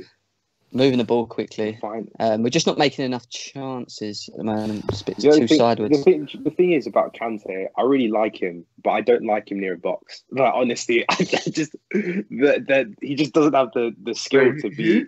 who? Kante. Oh yeah. Like, this is what I mean. Like, Man, don't put him near the box. When people say he's a box midfielder, I was like, no, he's not, bro. Oh my god! Don't put him near a box. Kane just got put on the floor. Oh! But the through ball afterwards was crap, wasn't it? Yeah, it was. It's a good bit of skill there. I'm still waiting to see it. Ooh, that was mad. That was mad. See what though? This is what Palace are so good at doing. Absorbing you, yeah.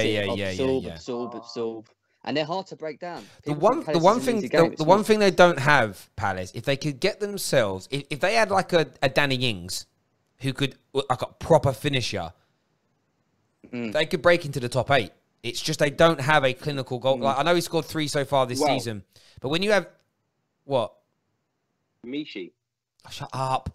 Like, why do people? No, shut up! I'm not joking. He hasn't been. He's about 34, right? Like, he's old. Like, people that talk about him like he's 20. He's 27. Yeah, I'm exaggerating. People talk about him like he's a 21-year-old on the way up, right? He's at the best he's ever going to be. He's never been clinical consistently. He never will be. Lie. Dortmund. No. Sorry, no, it's not a lie. I said stop. Let's shush. I said he's never been clinical consistently. He's had a clinical patch. When's he been clinical consistently? Show me. At the elite level. That means top 4 league. When? Show me. When? Answer. He hasn't. So shut your mouth, innit? All I'm saying is Chelsea ruined his career by letting him not go back to Dortmund. Kante just got bodied again. Loving it. By someone who's got the name Arthur. Go on, Don't put him. Do you know what? Have you noticed something about Andros Townsend? Andros Townsend, right? He had like a hip replacement. The way he moved, like he was doing step overs then. I thought my stream went slow. It was like every single time. Every single time. I kind of want Palace to shoot. I just want to see Mendy. Oh, well, that's nice defending there, but Silva. Go on, Havertz, go on, boy. Go on. He's played further in. Oh, you're bloody in front of me. It's so annoying. Do you know why you're in front of me? Because I just tried to log in on my app because my app on my phone is going to be faster than the computer. But then I've just been told by BT that I've got too many people currently using my app, which means that there are other people out there not on this stream that are using my app right now, and I don't know who they are. Is that a gal? It's probably a gal, isn't it? Yeah, probably. Get it yourselves. Yeah, Havertz is doing really well right now. Really well. Because he's in his position. That's why. Look at him. Let's take a look at the stats as we get nearly halfway through this first half here. Let's have a look at some of the statistics so far in this game. 3 shots from Chelsea, none to Palace.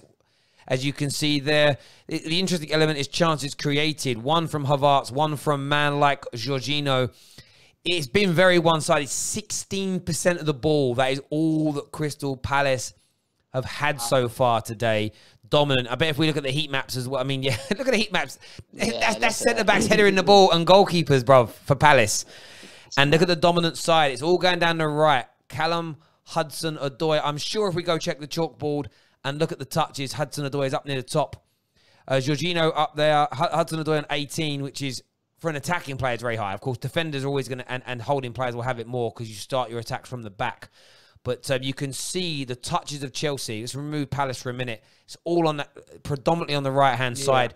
They're not going, and they're not going down the right-hand side because why would you when you have a striker playing out on the wing? But anyway. I know that'll upset a few Chelsea fans, but that's just statistics as it stands right now. Thiago Silva's just done the funniest header. He's gone to header. I don't think he's actually done that on purpose. Actually. Yeah, he has. Why didn't he just header it full? Why did he do that? What's he doing? It's a good find. It is a good find. It is a good find. Jem, he was too in front of the ball to actually knock it forward. Yeah.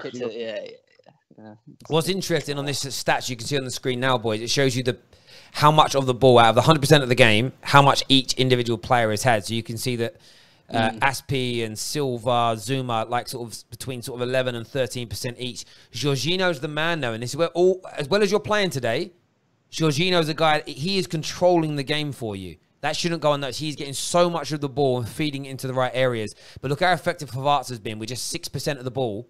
The amount of good stuff he's done on it. That's what it's all about. Yes. This is the problem that they've got at Palace. You see Zaha with 0.4% of the ball so far during this game. Simply not good enough. From a Palace point of view, that isn't an attack at Zaha here, just in case anybody wants to cry their right. Not being nice enough. But we've seen this before in football.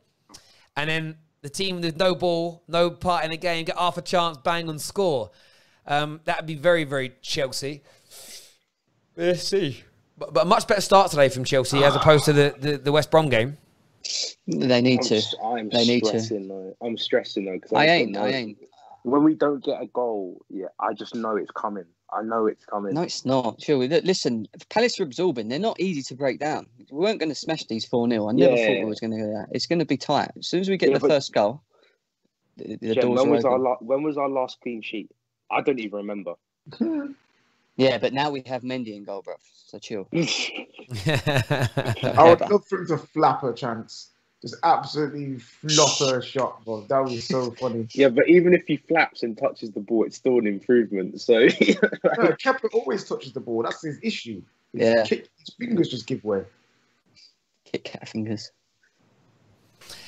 Yeah, it's one of the Kepa was just some of the shots when you play Palace at the end of last season. That shot from Zaha, it was an absolute bullet of a shot, but top goalie should be saving it. You know, and it just went through the middle of him. Mendy, I don't think that will happen to Mendy at all. If it does, it will be very, very rarely. It's a bit like the shot that Bergwijn scored against Man United. It was almost like, there was power on it, but it was. Are you expect when you see the replay, like a top class goalie should be saving that? It shouldn't be a problem. They should have saved that. Even one of the goals Mason Greenwood scored against, I think it's his first one against Bournemouth. Ramsdale really should have saved it. Yeah. The one thing about Greenwood, though, which is a little different, is that he kind of shoots when you're not expecting him to. Does that make sense? Yeah, it's like he catches if you go back and look at a lot of the goals that he scores, there's almost this element of the goalie's not set before the ball is hit, which makes it difficult. Why aren't we playing Reece James today? I don't get that. I think he's gone defensive solidity. Yeah. I'm about to say Eze and Zaha on the same side against Reece James. Yeah, he'll shift them. He's a unit. But you know how lazy he is. Like, you know how he's not. The thing is, like, people are like, oh, he's so composed.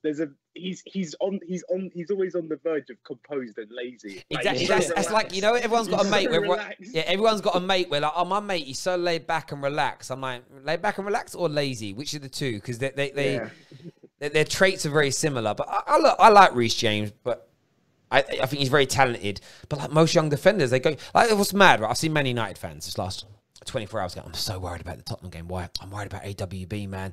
After what I saw in the last game, being caught out of position. I'm like, you've seen it in that game, and now suddenly it's worrying you. But up until that game, most Man United fans, 95%, haven't been concerned about, you know, we only been concerned when AWB doesn't play. Now we're concerned when he does.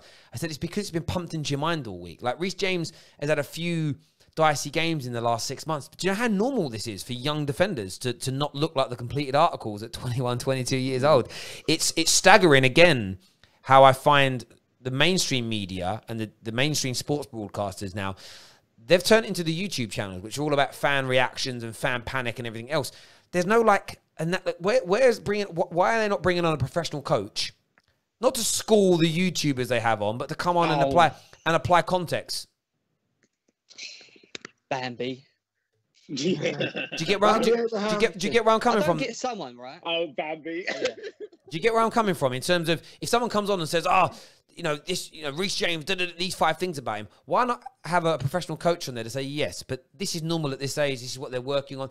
To actually educate the fans. It's just everything's about ranting now. And I know people say, that's ironic, Terry, because that's what you do. But I'm a fan. I'm talking about what I want to see from the broadcasters that I pay hundreds of pounds a month to listen to. Do you get what I mean? I want you for me, if their job is to educate us about football. They have professionals on there, but it's all just become, everything's rage bait now. Everything. But there we go. There's my little rant over. He should have done better with that chance. He should have done better with that. I just don't get how someone's so tall can't jump.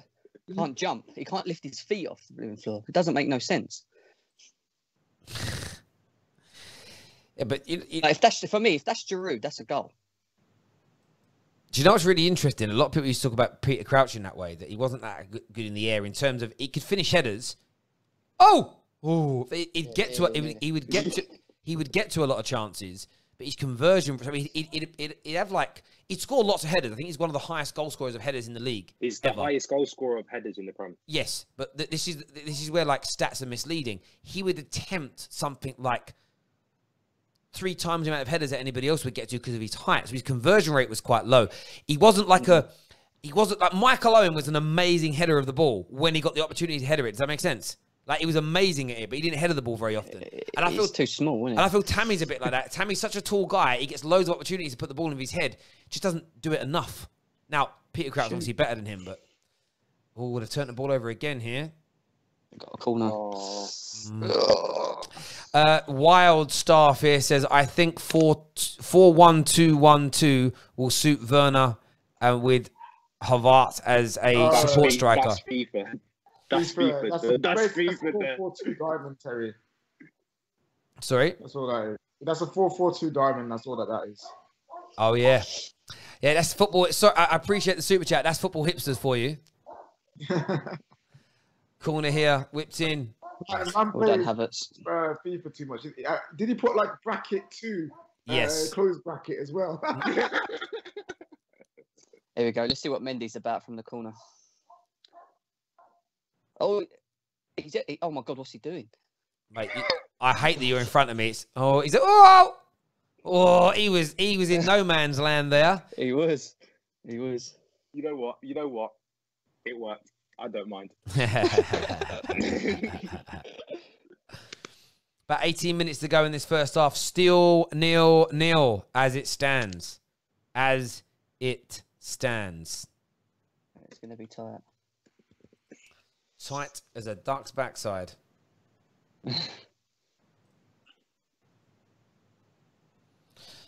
I want to watch it on my phone because it's faster, right? But I've logged out on my computer and it's still telling me too many people are using it. That doesn't make sense. Maybe it takes time to compute.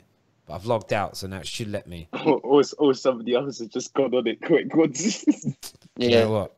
How many people can watch it at any one time? Is it 4 or 3? 3. Yeah. Go on. Mate, I'm not lying. Palace are looking dangerous now. What are we doing? Well, you had that. Yeah, go on, mate. This happens naturally. This happens naturally in our game. Like, we'll have like 20 minutes of sustained pressure. Then they'll need not like a break, but like a cool down during the game. So naturally, the other team just starts going at us a bit more. I want to see a bit more from Chilwell. He needs to get more up the pitch because that's what he's good at with the ball. He's looked good so far. To be fair, he has looked good. I think this game's made for Pulisic. You know that. Yeah, he's on the bench. Danny literally just said that in the group chat. He was like, Pulisic will come on and make a massive impact. And then put Werner up front, Pulisic on the left. Why are you acting like Frank's going to drag Tammy? He will. It's not Mount. Take off Werner. I hope not, mate. If he does, I swear. This is the first proper game I've watched of Chelsea. I've not seen all the others that much. Thor Yeah, Hammer here yeah, says, I'm a Chelsea haven't fan. looked at it. With all the talent we have, I still don't see how we are going to score. We look very one-dimensional. I am very worried. fine. I think look, I would say calm down a little bit, Thor Hammer, right now. What I do think is right, that look, you had that onslaught, 20 odd minutes, and then Palace have come out a bit. I don't think it's the worst thing in the world. Hudson's always gone to the left now, hasn't he, as well? And Werner's gone to the right. So they're trying to change it up a little bit. But you've got to remember here, Chelsea fans, Palace have the second best away record against top 6 sides over the last 5 years. Only City have got more points than them. And I think they've only got like 4 or 5 more points than them. Even Liverpool have less points away from home against other top 6 opponents than Palace. So the fact it's 0-0 after 30 minutes... It's not an embarrassment. It's not a surprise. It's not a surprise. It isn't an embarrassment. This team literally 2 weeks ago beat United 3-1. So Exactly. You know, and this time last week, you were 3-0 down. So, like, there's an improvement there. Here is Timo Werner, a bit of space. And to be honest, they haven't Can I ask you a question? scored. Can I ask you a question, though, Chelsea fans? If Werner goes another game without scoring, and then are you worried about like confidence levels? I know he got a goal against Tottenham the other day, but for a striker, I always think it's important in the opening 3 or 4 games to get a goal. Do you think that, you know, if he goes another 1, another 2, another 3 Premier League games without a goal, do you think there could be any doubts start to set into his mind? I don't think so. No, I think he knows how good of a finisher. I think he knows he is. Yeah, Yeah. And he needs to be played up front. I don't like him on the left. I really don't. He needs to be played in his position. The thing is, the reason why him playing on the left isn't a good idea is because when he starts up front, he aims to drift over to the left. So when he's already on the left, like half of his game is gone.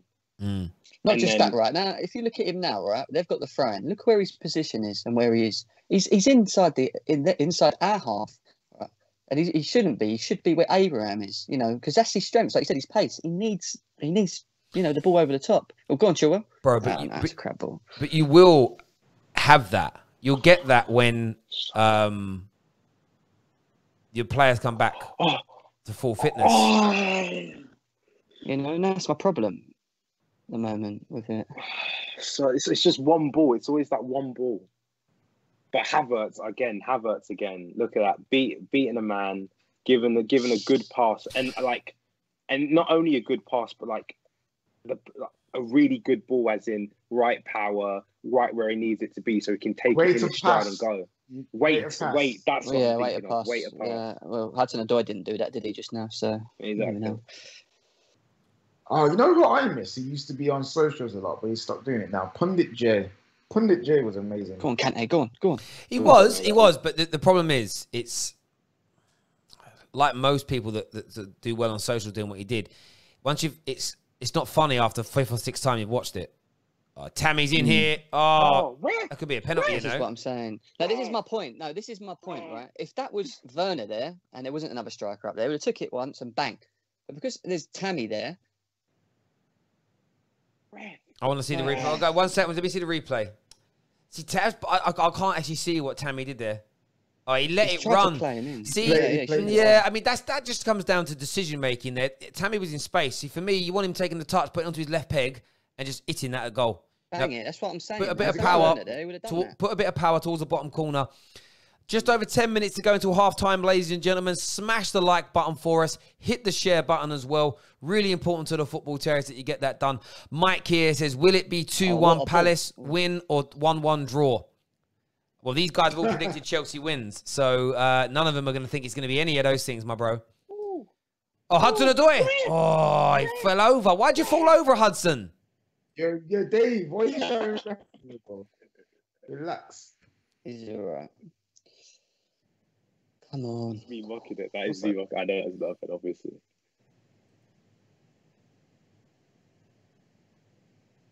Has Mendy made a save yet? I don't think he has. No. I don't think they've had a shot yet. No, I don't think they have. If they have, I don't think it's been on target. Come on, Hudson. They might have had one deflected. Yo, Terry, 23 minutes until the most important news all transfer window. Oh, what? Dortmund's lineup. Yeah.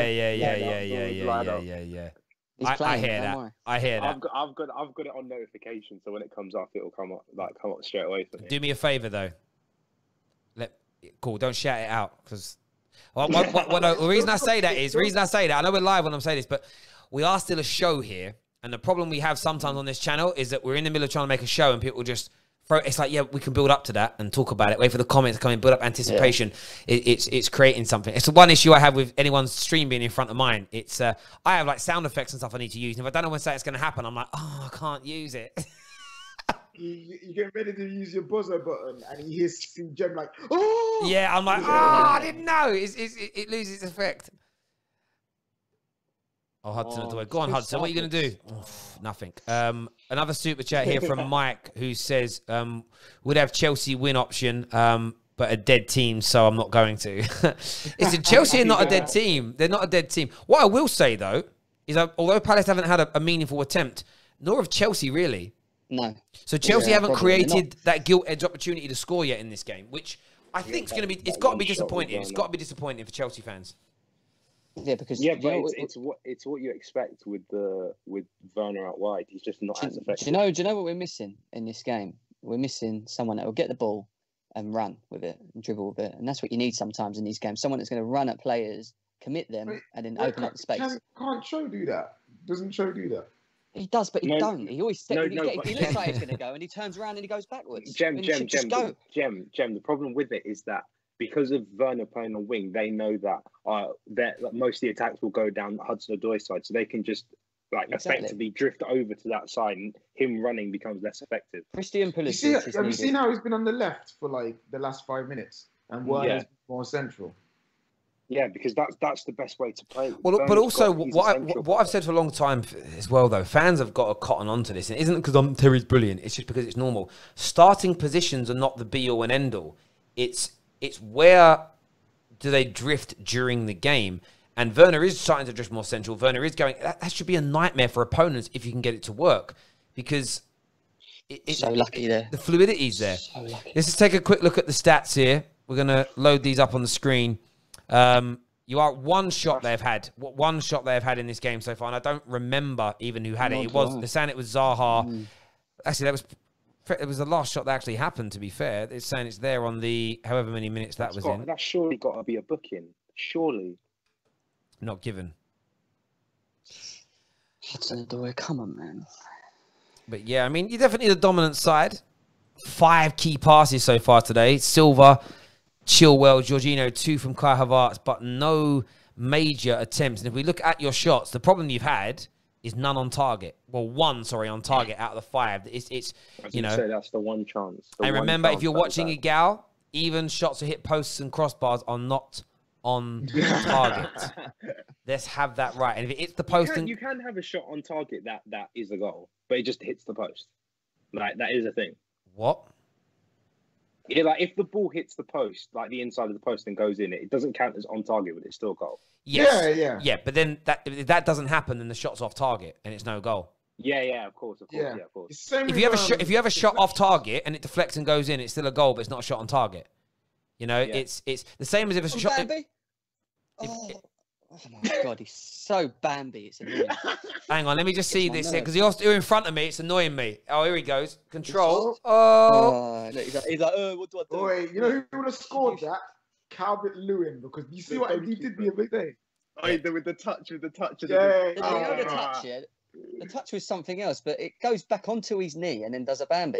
The donkey foot is the. Yeah, it's just. Bambi Abrahams. Did you see that really good defending? Did you see the great defending there from the Palace guy? I think it was no, Kouyaté. Kouyaté, sorry. It was great. He held on to the player long enough to slow him down by a split second, but never long enough to give a penalty away. Kids watching, that is how you defend against superior players. You have to patch and pull. Thorhammer here, who's a Chelsea fan, says, our patterns of play are so predictable. Teams just close us off immediately. Do you think there's anything in that? I've heard a few people say it recently, that this kind of myth that Frank Lampard plays beautiful, attractive, hard to manage football has been found out a little bit. I don't know if that is true, but obviously some Chelsea fans have seen it. Wait for the full squad to be fit and then start talking. That's literally my thing. Like, we've watched it all last year. He signed 250 mil worth of improvements. Wait for the 250 mil to actually be in the squad before you start talking about the system's dead. Because you were saying the same thing last year, and it's the same guys. players. Yeah, Ritzy. So go on, KJ. Go on, mate. Is when is that goalpost going to be moved when all those players are in the squad and it still ain't working? When Pulisic and Ziyech come in the squad. Okay. No. Yeah. But I'm saying, Dave. when they're in the squad, it ain't gonna work, and then that goalpost will be moved further. Yeah, saying, exactly. oh, we never have time to we can't hold. So we can't hold David. One sec. We can't hold David accountable for that. David, from your point of view, if you're still looking, how many games into everybody being fit until you start to worry if your football stays how it is now, a little bit predictable, a bit sketchy? I want you. I don't care about any other Chelsea fan. You. How long do you give it until you want to start seeing improvements? Until you'll criticise Lampard? I've already criticised Lampard. That's never a problem. I give once everyone's fit. I give them 5 to 10 games to adjust. After that, I kind of am expecting to see us firing really well. Like, I feel like with the squad of players we have now, once they're all fit and working, then we should be. There are very few teams that should be beating us. Very few. I'm not expecting anything until November/December, and that's with a full fit team. I never thought that. That's in like 4 weeks. I never ever thought that when we got all these players that we was going to just fly off and be this great team that some Chelsea fans were saying. Yeah, some did. There's a comment here from Ritzy. There's a comment here from Ritzy that says Lampard's best player is the British media. That's a good one, though. Get us your super chats in, ladies and gentlemen. What is wrong with Chelsea, if anything at all? Is it about gelling? Is it Lampard's tactics? Is there an overreaction to it? I want to hear from you, our viewers. There's a decent cross in by Palace, but nothing coming of it. The very worst bit is whenever Palace attack, I know nothing's happened because Jem ain't bloody reacted. So it's boring for me. I know what's happening without watching. Oh, you'll know. Trust me, if I react. The only other thing I do want to say about this, our home record last season was not good. Our away record was better. The reason for it was because when we was playing away, teams were coming out. The problem that we have at the moment at playing at home is when teams do what they're doing now, we don't know how to break them down. And that's the biggest. It doesn't matter what players you got in there. And that's got to do with tactics a little bit, because obviously you need to change it. Saying it's not working. And Lampard doesn't change his tactics. Well, that's what I was going to... Which is why when people like Ziyech and Pulisic... Yeah, but this is the point I'm about to make. I get you, David. It's like with Ollie. I don't make excuses so much for Ollie, but we do blame players. The problem we have, if you suddenly have an attack, and I'm not talking about one game here, one game there. If you have a Man United team that starts a game and you've got Pogba, Bruno, Van der Beek, Sancho, Rashford, Martial, Greenwood coming off the bench, tell us in a left back role, and if we create 20 chances and we don't finish them, you blame the players still. But if we can't break teams down, if we don't create good opportunities for those players on a consistent basis, you then have to look at the style of play. And this is where I say to people, like, then you have a look at it. And the interesting thing last season is, when we actually had the majority of our best players fit, we were really quite good. That's why I've got a bit more faith in Ollie. Do you get where I'm coming from? It was only in that period, really, from October through till mid-Jan, when there was no Pogba. And in that period, we missed Rashford for large parts and Martial for large parts and didn't have Bruno. So we had 2, sometimes 3 of those 4 players missing from games.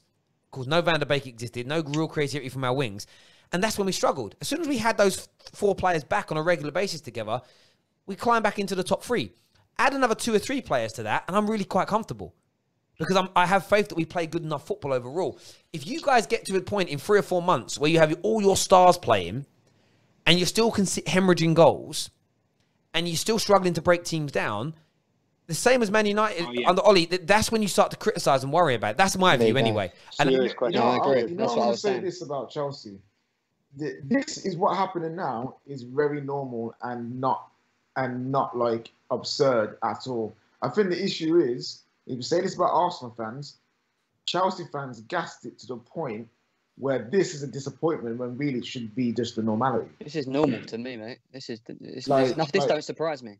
Yeah, but you got, as much as I love Monster and I love him doing it and pray for the rivals and that is amazing. He hasn't helped the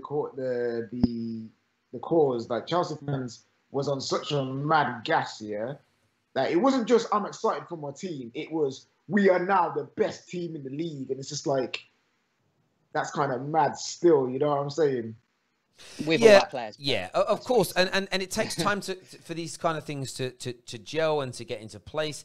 You never quite know how people are going to settle. We have a super chat here from Captain Vila, who says, all Timo Werner and James can do is run in straight lines. Or man's compared Timo Werner to Dan James. How would you come up with that when man was the, what's it?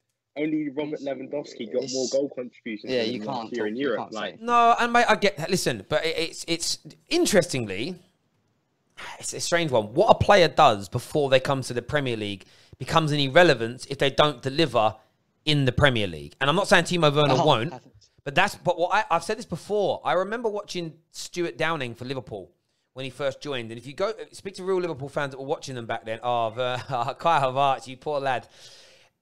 Stuart Downing's opening 3 or 4 games, he looked like a man possessed. And in the opening game, he was balling. And he went on this dribble near the end of it. I think they were already winning 2-0.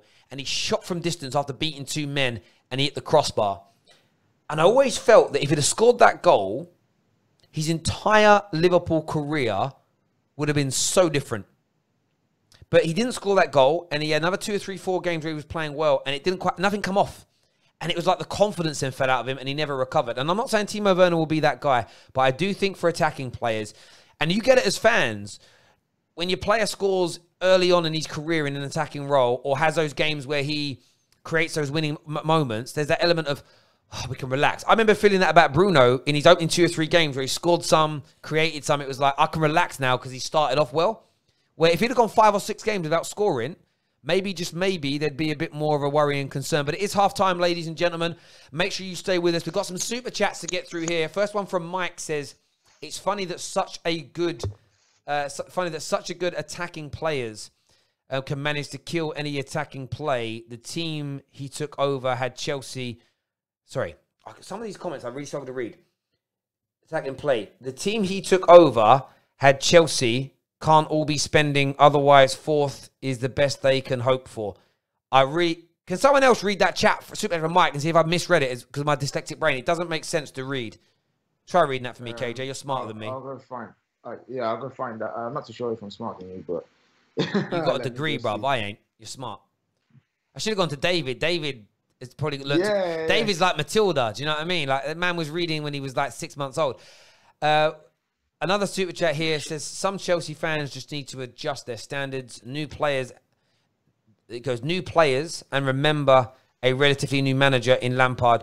Give it a chance to flow. I know, being a Liverpool fan, how long it took Jurgen Klopp. I think that's very fair. It is very, very fair. Okay, I've got it here now. It's funny that such attacking, I think he's trying to say players. Such an attack... words. Even I can't do it. It's funny that such a good attacking player has managed to kill any attacking play in their team. I'm guessing one player. I don't know who he's talking about. He's talking about a single player. I'm guessing he's talking about Tammy. He took over, had Chelsea, can't be done, spending otherwise. 4th is the best they can hope for even next season. Yo, fam, I'm sorry, Mike's son. Yeah, that isn't my brain then. That's cool. Yeah. I love the fact you put the super chat in. I'm getting out of that. What you're saying is that Chelsea are not going to get any more than 4th this year or next year. It's essentially the shot that's been fired there at Chelsea fans. Oh, I think he's talking about Lampard. Oh, he's talking about Lampard as in, like, he was a great attacking player, but now as a manager, he's taking... yeah, I get that. Like, yeah, I get that. Now do me a favor, everybody tuning in, smash the like button for us. It's really important to the Football Terrace that you get that done right now. And if you're not a subscriber, first of all, why? We're live straight after this game as well, by the way, for the match reaction show. So make sure you are tuning in.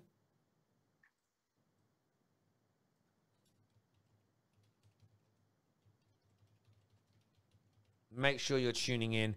Really important to us that you do. We've got another super chat here. This one says, you never expect anything until November and December, say Chelsea fans, but you predicted CFC would win the Premier League. What are you guys smoking at the bridge? Not we. Don't put us in that bracket, okay? That's Monsters thing. Don't do that. I told him, you guys are paying for his crimes. The only reason I said we'll finish second above Liverpool was because that was before they'd signed anyone. And my whole thing with it was, yeah, it's going to take time to gel, but how far behind are we Liverpool when we gel? Because if it's only 5-6 points, we can definitely make up that gap with a fully gel squad. If we're like 10-15 points, then it's a bit different. Yeah, but now obviously I'll adjust it and move it down to third because of like looking at that Liverpool team now, they have to be, going for the league. Have to be. Say hello, Freya. Say hi. No? Louder. Say hi. Don't eat the chalk. You going to speak to everyone? What have you been doing? I love how Freya comes in and just makes out with the mic. That's all she does. She don't actually speak. Yeah, why aren't you speaking? You going to speak? Don't eat the chalk, please. Wholesome content, wholesome levels have just increased.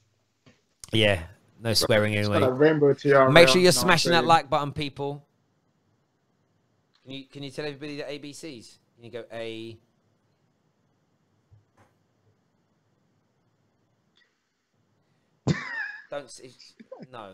Do not get her to say Eagles. She's a Man United fan. Don't say Eagles. Don't say that. Don't say that. Don't say that. Oh, you headbutted the microphone. Don't say that. If you say that again, I swear to God, I'm having you adopted. 100%. Say Man United. I can't wait for Terry's kids to like support like City or something. It's not going to happen, bruv. My kids know. Honestly, they get cut off instantly. I don't care. They can do anything they want in their lives. They can walk around the house wearing tiaras. My son can wear a tiara. They can do whatever. But, sorry. Is it working? No. She's left-handed as well, this kid. Oh, no. Oh, yes, get in. Left-handed. No, it means she'll be a southpaw when she fights, which is all good. Why are you drawing on Daddy's notes?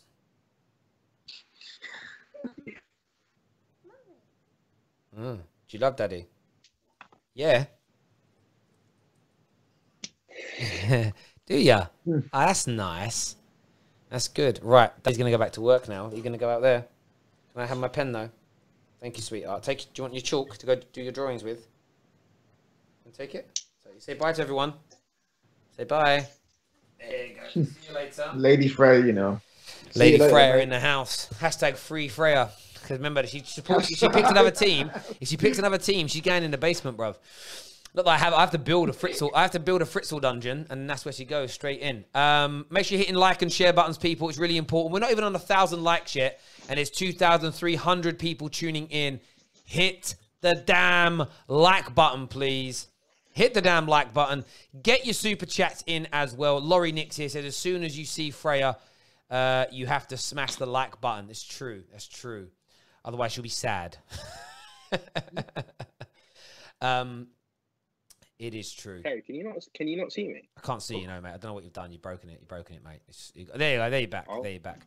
We have another super chat here from Mike who says, David, how can you honestly think Chelsea will be anywhere near winning the league when you still have a relegation strength defence? Which, but it isn't. But it's not a relegation defence, is it, though? So I'm confused what your point is. Second of all, I said it would be close because I don't expect all the City and Liverpool to go and get 90 points. As everyone now thinks if you don't get 99 points, you're not going to win the league. Makes no sense whatsoever. And then I said it depends how long it takes for us to gel. If we gel in November, we're only 6 points behind Liverpool and City. We can catch that gap up because we are a very good team. If we're like 20 points behind because it's March, then it's a bit different. I don't think it was an outrageous shout. I didn't say, oh, yeah, we'll absolutely trounced Liverpool, this, that, and the other. But, obviously, me as a Chelsea fan, I'm going to be as positive as I can be because that's just me. But I hadn't seen the team yet. It makes perfect sense. I get you on that, bro. David Griffiths, thank you for becoming an official member of the Football Terrace. Remember, people, if you want to sign up and be an official member for as little as 99 pence per month, the link is inside the description below. We've got some real interesting work on the way as well, and a little partnership that I've just started working with today. Go check out Give Me Sports. You can follow them on Instagram. You can follow them on Twitter as well. I'm now going to be making regular, content for them. over the course of the next however many months. And it's just small little bits, which is really cool and interesting. That's going to be like what we've done to them today is I've done a little bit around what Man United need to do in the transfer window. Done another little bit around my favourite memory from Man United versus Tottenham and all that sort What of did you jazz. just do? Someone said, "Where's my Dortmund kit? It's in my room." You love your Dortmund kit, didn't you? Are you back with us now, mate? Are you back with us now? Yeah. So go follow Give Me Sport on Instagram. Just a mere 386,000 followers on there. Go give them a little follow. You're going to see man like Terry on there quite a bit moving forward. And because of all your membership donations, we are in talks with a company that are going to be developing a state-of-the-art website for us. That state-of-the-art website will have opportunities for any of you that want to write about football. We're going to get you involved. All of our video content will go on there. There's going to be exclusive membership elements as well. It's all coming down the pipeline. So thank you to everyone that's become a member. Football Terrace will go to the next level. It really, really will. We have another... Yeah, go on. Find the best clip channel. On True. YouTube. Also in the description, Football Terrace clips. How more of you haven't subscribed to the Football Terrace clips yet is beyond me. That's going to keep growing over the coming months as well. Brandon here of a super chat says, KJ and Terry, it's time to pray for Chelsea. Watching the show since the start. Carry on the great work, Terry and KJ. I agree. Why are we praying for Chelsea? I don't know. A lot of Monster set you man up for failure. Monster set you guys up for failure. There's a comment here from guys. There's a comment here from Michael that says, "Take Tammy off, bring Pulisic on. That will change the game." What do you Chelsea fans think 100%. Of that? 100%. That's literally my thinking of it. Literally. Yeah, defo. 1,000,001%. Put Werner up front and get him off. Get Bambi off. I've had enough. Bambi on ice. Mike here again with a super chat says, puts Fulham's midfield and attack in front of Chelsea's defence and keeper, and we'd see whether they are relegation strength or not. Yeah. Do you see Fulham? Apparently, Fulham are going in for Todibo from Barcelona. I'm like, yo. Yeah, but Toby never got any games anyway. He's been out on loan at Sassuolo, bro. And Schalke, yeah. And Schalke, fam. Like, it's all good. Oh, it's almost time, guys, for the most important news. Oh, KJ. What? No, wait. Don't say nothing, please. Wait, don't say nothing. Anything. I'm not saying anything. Don't say anything. One sec, because I'm just writing a message, because we're close to signing a new presenter for the Football Terrace to host a particular show for us. But nice. We will see. You've all seen her recently, actually, on the show. Hang on a second here.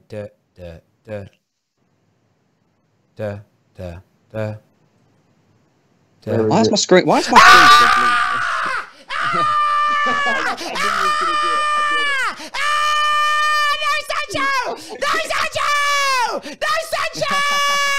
blue? No Sancho! He's not even on the bench! He's coming to Man United! Go on, Ollie! Go get your boy!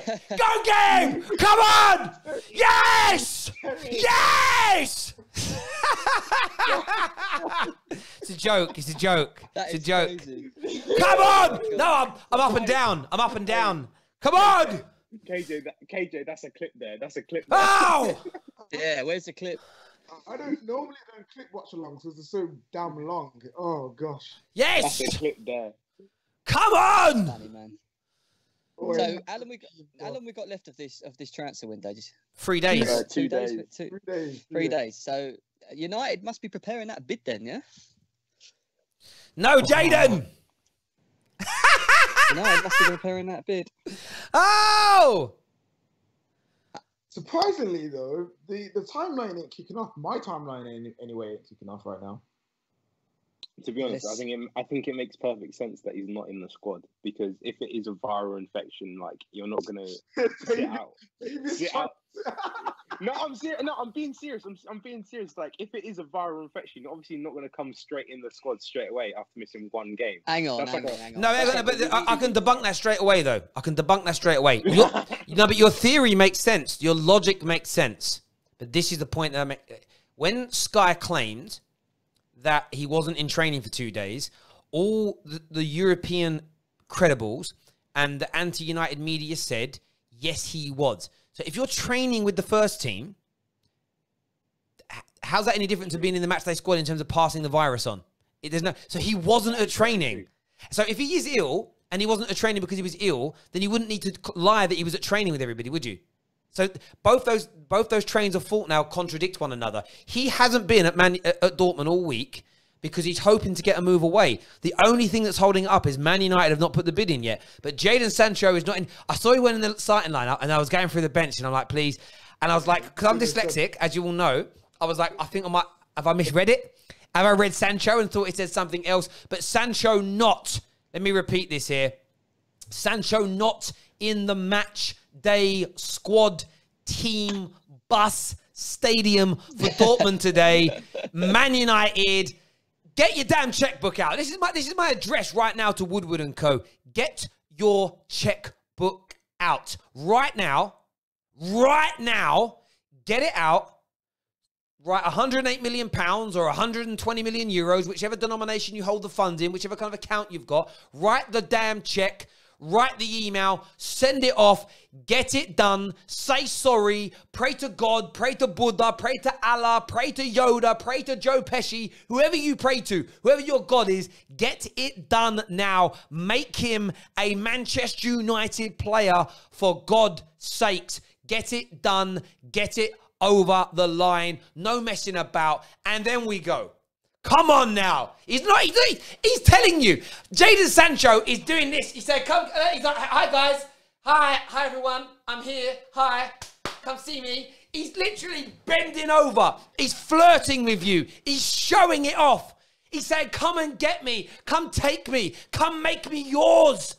Come here, daddy. Come here, daddy. That is what he is saying to you, Woodward.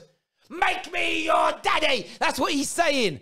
Do it, bruv. Get the checkbook out. Spend it. Make him a Man United player. None of this messing about. None of this structured nonsense. I'll lend you some money, bruv. Whatever you need. Let's get it done. Man's lying about a respiratory infection. He sent his social media guy to Manchester, who subsequently actually ended up at Chelsea's training ground yesterday to do a video there. But that don't matter. There's a private plane booked right now to go from Dortmund to Luton, and then a little car to take him up for a medical. Get it done, Wood. Ed Woodward. Get it done. Come on. It's there. It's waiting. He's literally standing there, begging you turn up. Do you know what I'm saying? Come on! Let's get it done, Eddie. Eddie, I know we hate you, but we will love you again if you get this done. Please, I'm begging you. Save me. Let's just get it done, Ed. No messing, bro. Get it done. You have to. That's classic. I don't feel though.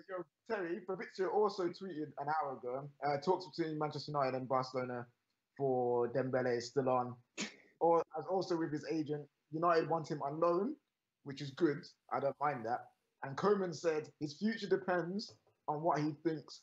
I haven't spoke to him about his future. We'll see. Yeah, it's all a bit interesting in relation to that. It really, really is. I'm not too sure what is going on, what's going to happen. But what I do know, there's a comment here that says, so Sancho still has a respiratory issue and he is not in the squad for today. I reckon one way or another, this issue will be gone before Dortmund's next game. Of course, it will be gone. And this is how you'll know. If tomorrow he goes to join up with the England squad, do you get where I'm coming from? Then you'll know. Then you'll know 110%. 110%. A lot of people saying it's possible it's still sick and everything. Yeah, it might be.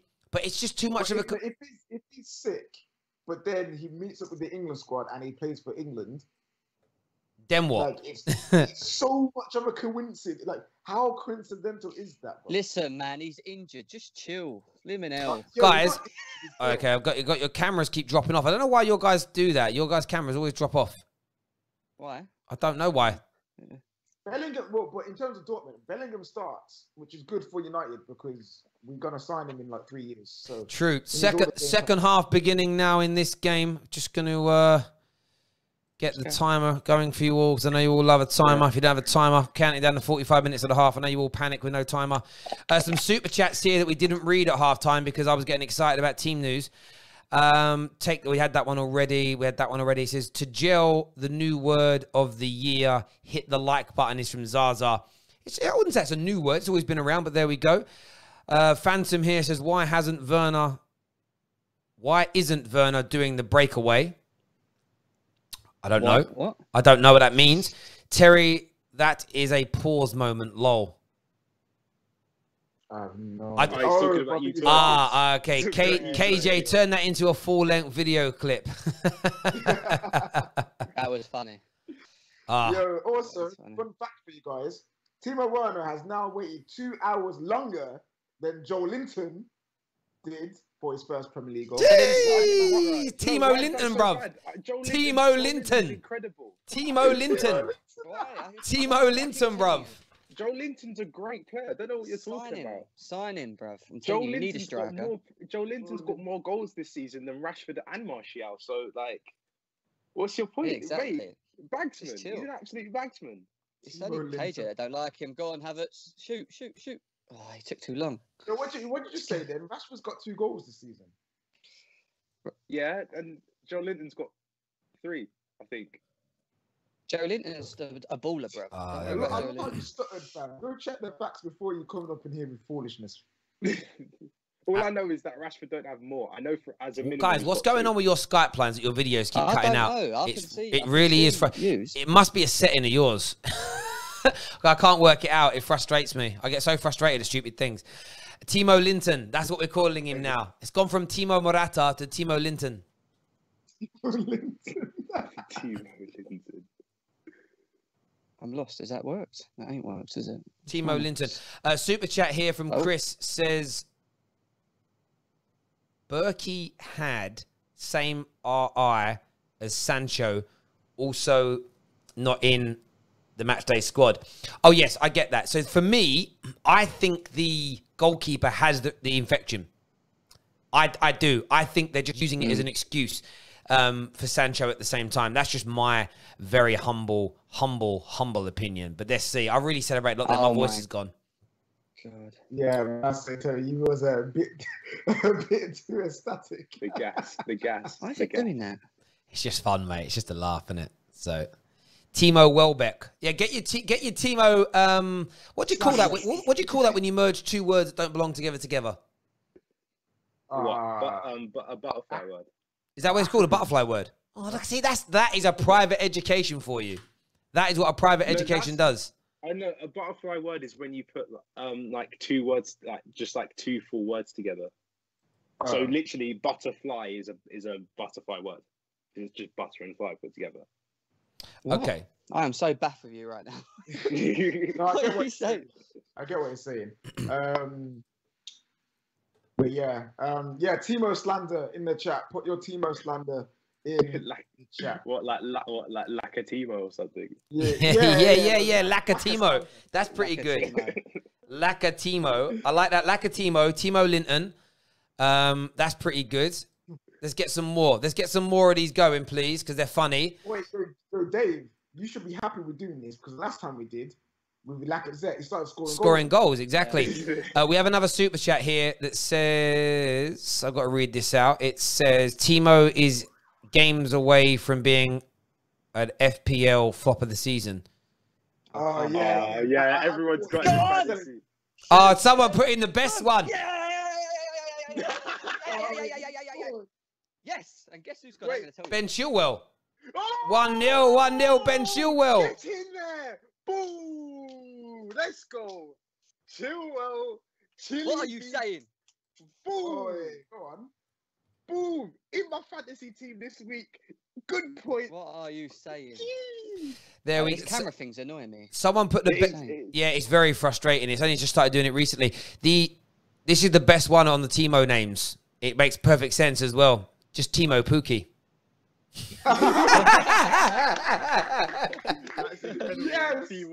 Yes. That's just the best one. Come on, Timo. Hey, you know what? I feel nice. so That was a bad nice for goal. Gator there. I feel Wait, so is it- bad for him because he can't do anything. It's right hand, but he still can't do anything. Or is it just after the No, I think That's off the defender. That's off the defender. What a shot by Ben Chilwell. Do you know what's mad as well, right? I kind of want Ben Chilwell to do well. And the biggest reason that I want him to do well is because he's English, the amount of abuse he got for him being signed over a foreign counterpart is just the bigotry and xenophobia within that is just astounding. And the way so many Chelsea fans wrote him off purely because of where his passport is issued from was a disgrace. I'm glad that he gets that goal on his first Premier League start. I really do. Is that Terry twerking? Terry's ass. Someone got it in the group chat. Bruv, You've been doing squats. You've been doing squats, Terry. bruv, I got back off, bruv. I'm good. Who's got a bigger back off, Hazard or Terry? Which one? Those jokes. Yeah, of course I've been doing squats, bruv. Don't ignore leg day. Never ignore leg day.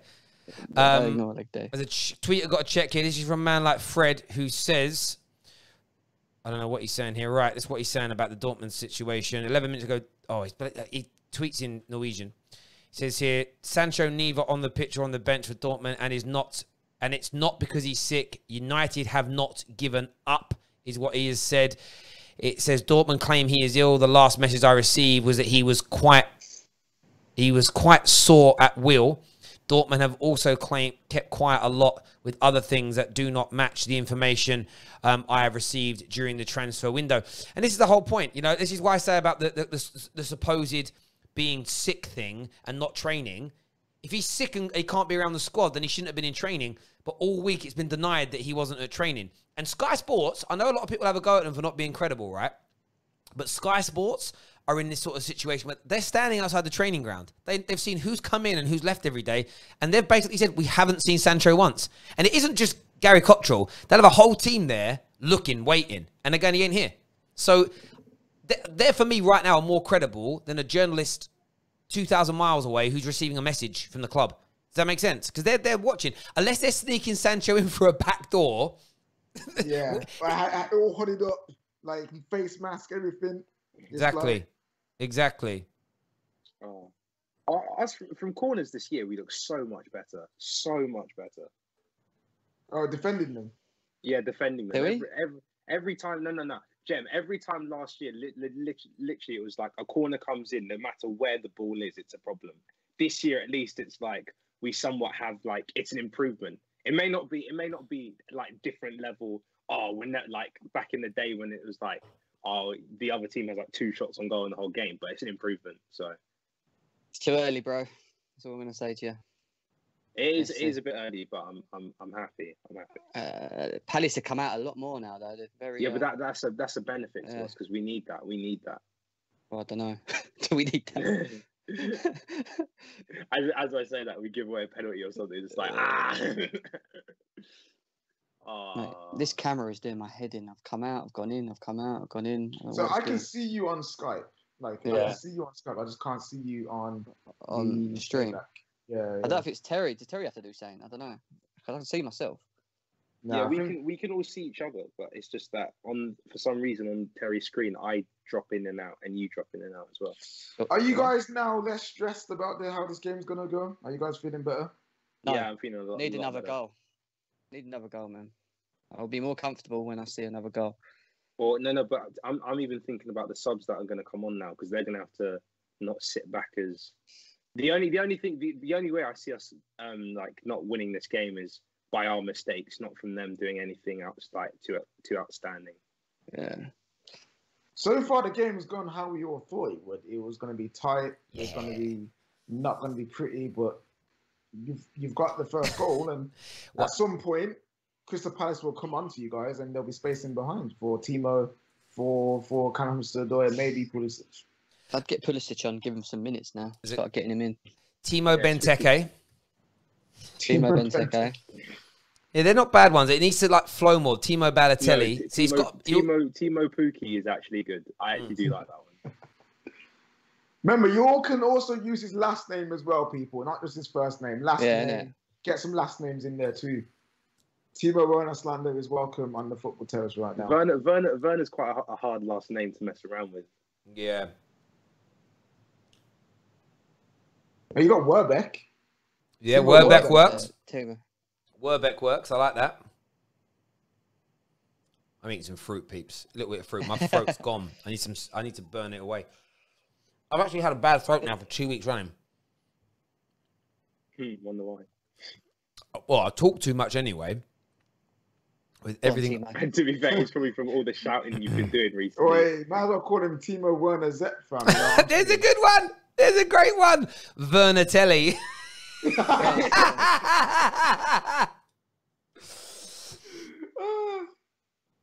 Actually, as much as like when it's your own players, it's sometimes frustrating.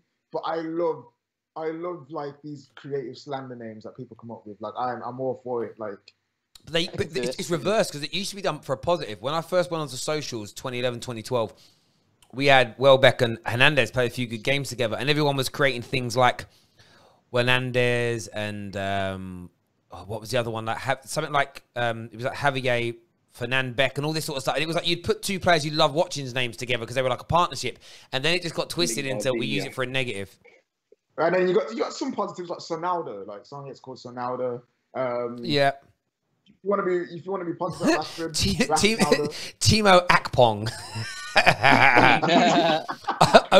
Odeon Werner.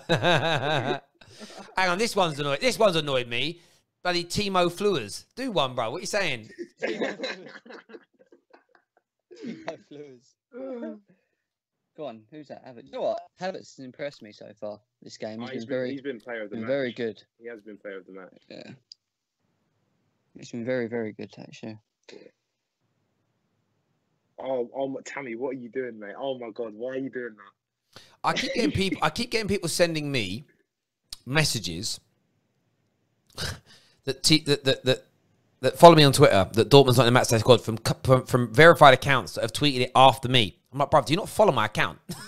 Can you not see that I've told you this? And by the way, I got the information from my website. I didn't have to pretend. I love how like some news outlets read something on Twitter and then they make a quick article about it, like, oh, we've been informed or we've come across information. Yeah. It's like, bruv, you read it on Twitter like all of us, you melt. Do you know who might be coming? We get the matchday squad before. Do you know who we might be getting back on? Yeah, exactly. Do you know who we might be getting onto the might be getting back onto the Football Terrace from an Arsenal point of view? And I would love to get this guy involved with our channel.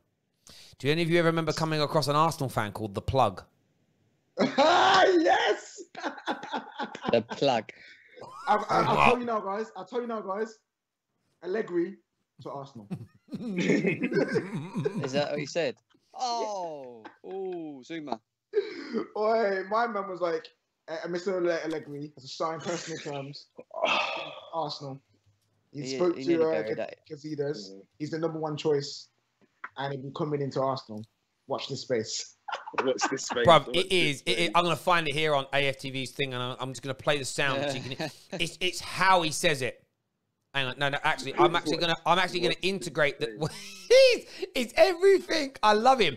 What I love about this gig, I'm actually gonna integrate it into this stream now, so everyone can see it. What's amazing about it? It's not even like, how do I even say this? It's not the fact that he even says it.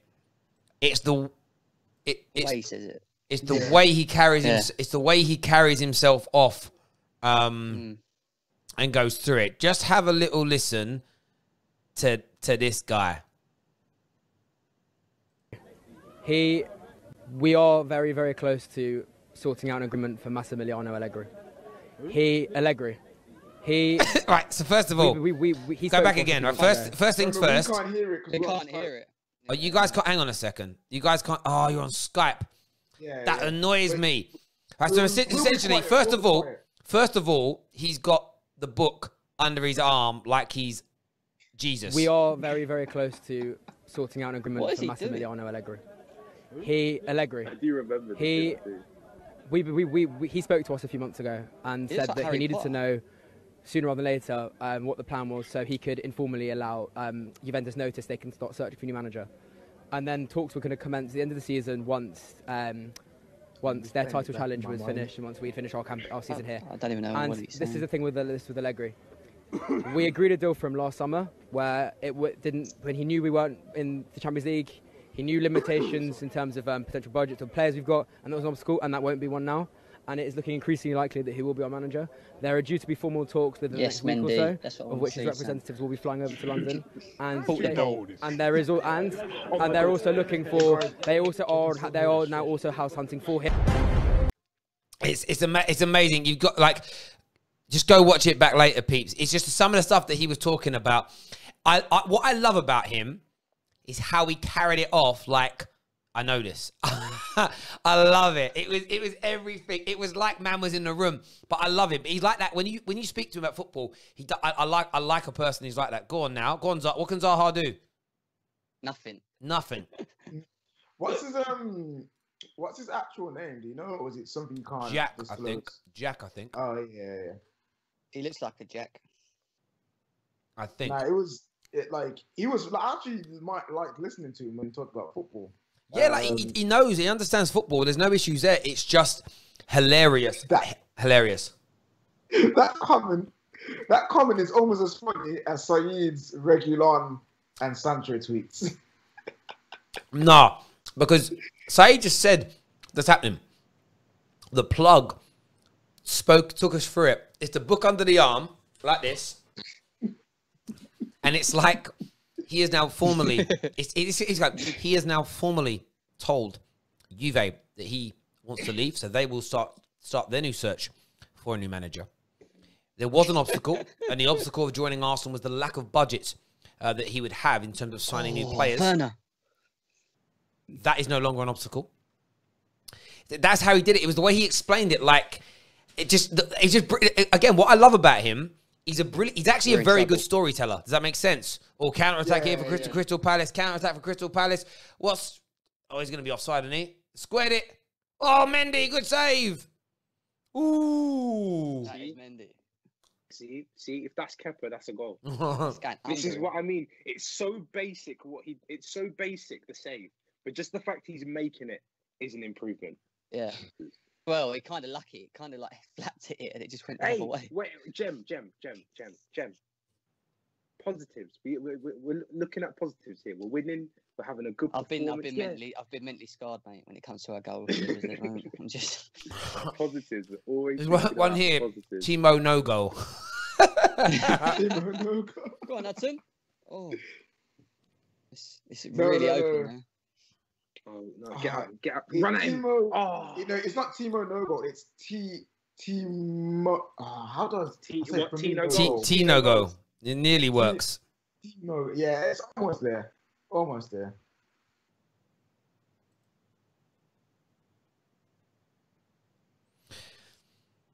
Yeah, Timo goals. Yeah. Timo. I'm trying to score now. It's not as good as Firmino goals and Minamino goals, though. Oh, I don't know. Minamino goals. No, they're brilliant.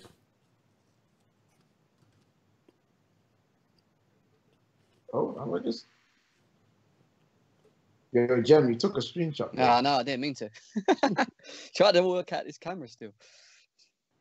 Oh, Milivojevic has come on. Don't concede a penalty. Don't concede a penalty. Or a free kick. To be fair. Oh yeah. Nah, dead ball, man. Like Sigurdsson, don't do it. I still think the funniest, one of Sigurdsson's best moments is, the one against United when De Gea goes to Ander, like, get off the line, I've got it covered, and he puts it just perfectly in the spot. It's incredible. Yeah, that was upsetting. That was like, but the thing is, I understand why they did that, because if you do that, you play everyone on side. Like, you have to run back to that spot. Yeah, you know what I mean. Bambi, I swear. I can't take you anymore. I need to copyright some of the things I say, man. No, but it works perfectly for him because he actually looks like a Bambi. He's just something else. Jem, what did he do wrong there? I don't think he did much wrong there. It's just his passing. It's just this. Like, it was meant to go to Timo. It's lucky Chilwell was behind him. No. That was all it was. That's not Bambi's fault. That was Timo's fault. He chose to let it go to Chilwell. I'm here for slandering players when they deserve to be slandered, but that was fine. Yeah, I was going to say, I don't think he did much wrong. I thought like he had a shot and he like flapped it or something. I reckon Zuma's going to score. What feeling? Oh. Ball's whipped in. Oh, come on. You got a feeling like you're not 10 seconds in front of us. Don't try and finesse us like that, bro. Look at that. Yes. Oh, he does score. You knew. He knew. Oh my God, an assist. My fantasy team's on drugs. Come on. I've got him as well. Score? I've got him. Zuma scored, 2-0. No way. Told you, I am God, bruv. Did you not see the chat the other day when we was playing West Brom? And I said in the comments, we're losing 3-0. I said, if we score before the 60th minute, we're going to draw. And everyone's like, nah. Dave's like, just forget it, Jim. I went, watch. And we scored. Jem's good at calling stuff. I'll admit that he is very good at calling stuff. Yo, chill. Chilwell's crosses. Chilwell's crosses. What'd you say? So what are the lottery numbers, Jem? What are the lottery numbers? 69. There ain't one, is there? There's another good one here in the super chat. Christian Vernteke. Christian Vernteke. This game's over now. Yeah, that's it.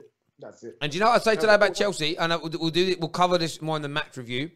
But it's been a very, very comfortable, assured, neat performance. It really has been good. The way I thought it was going to go, and I said it, I didn't think there'd be. I know we've still got a bit of time, but I did say I think it was going to be tough.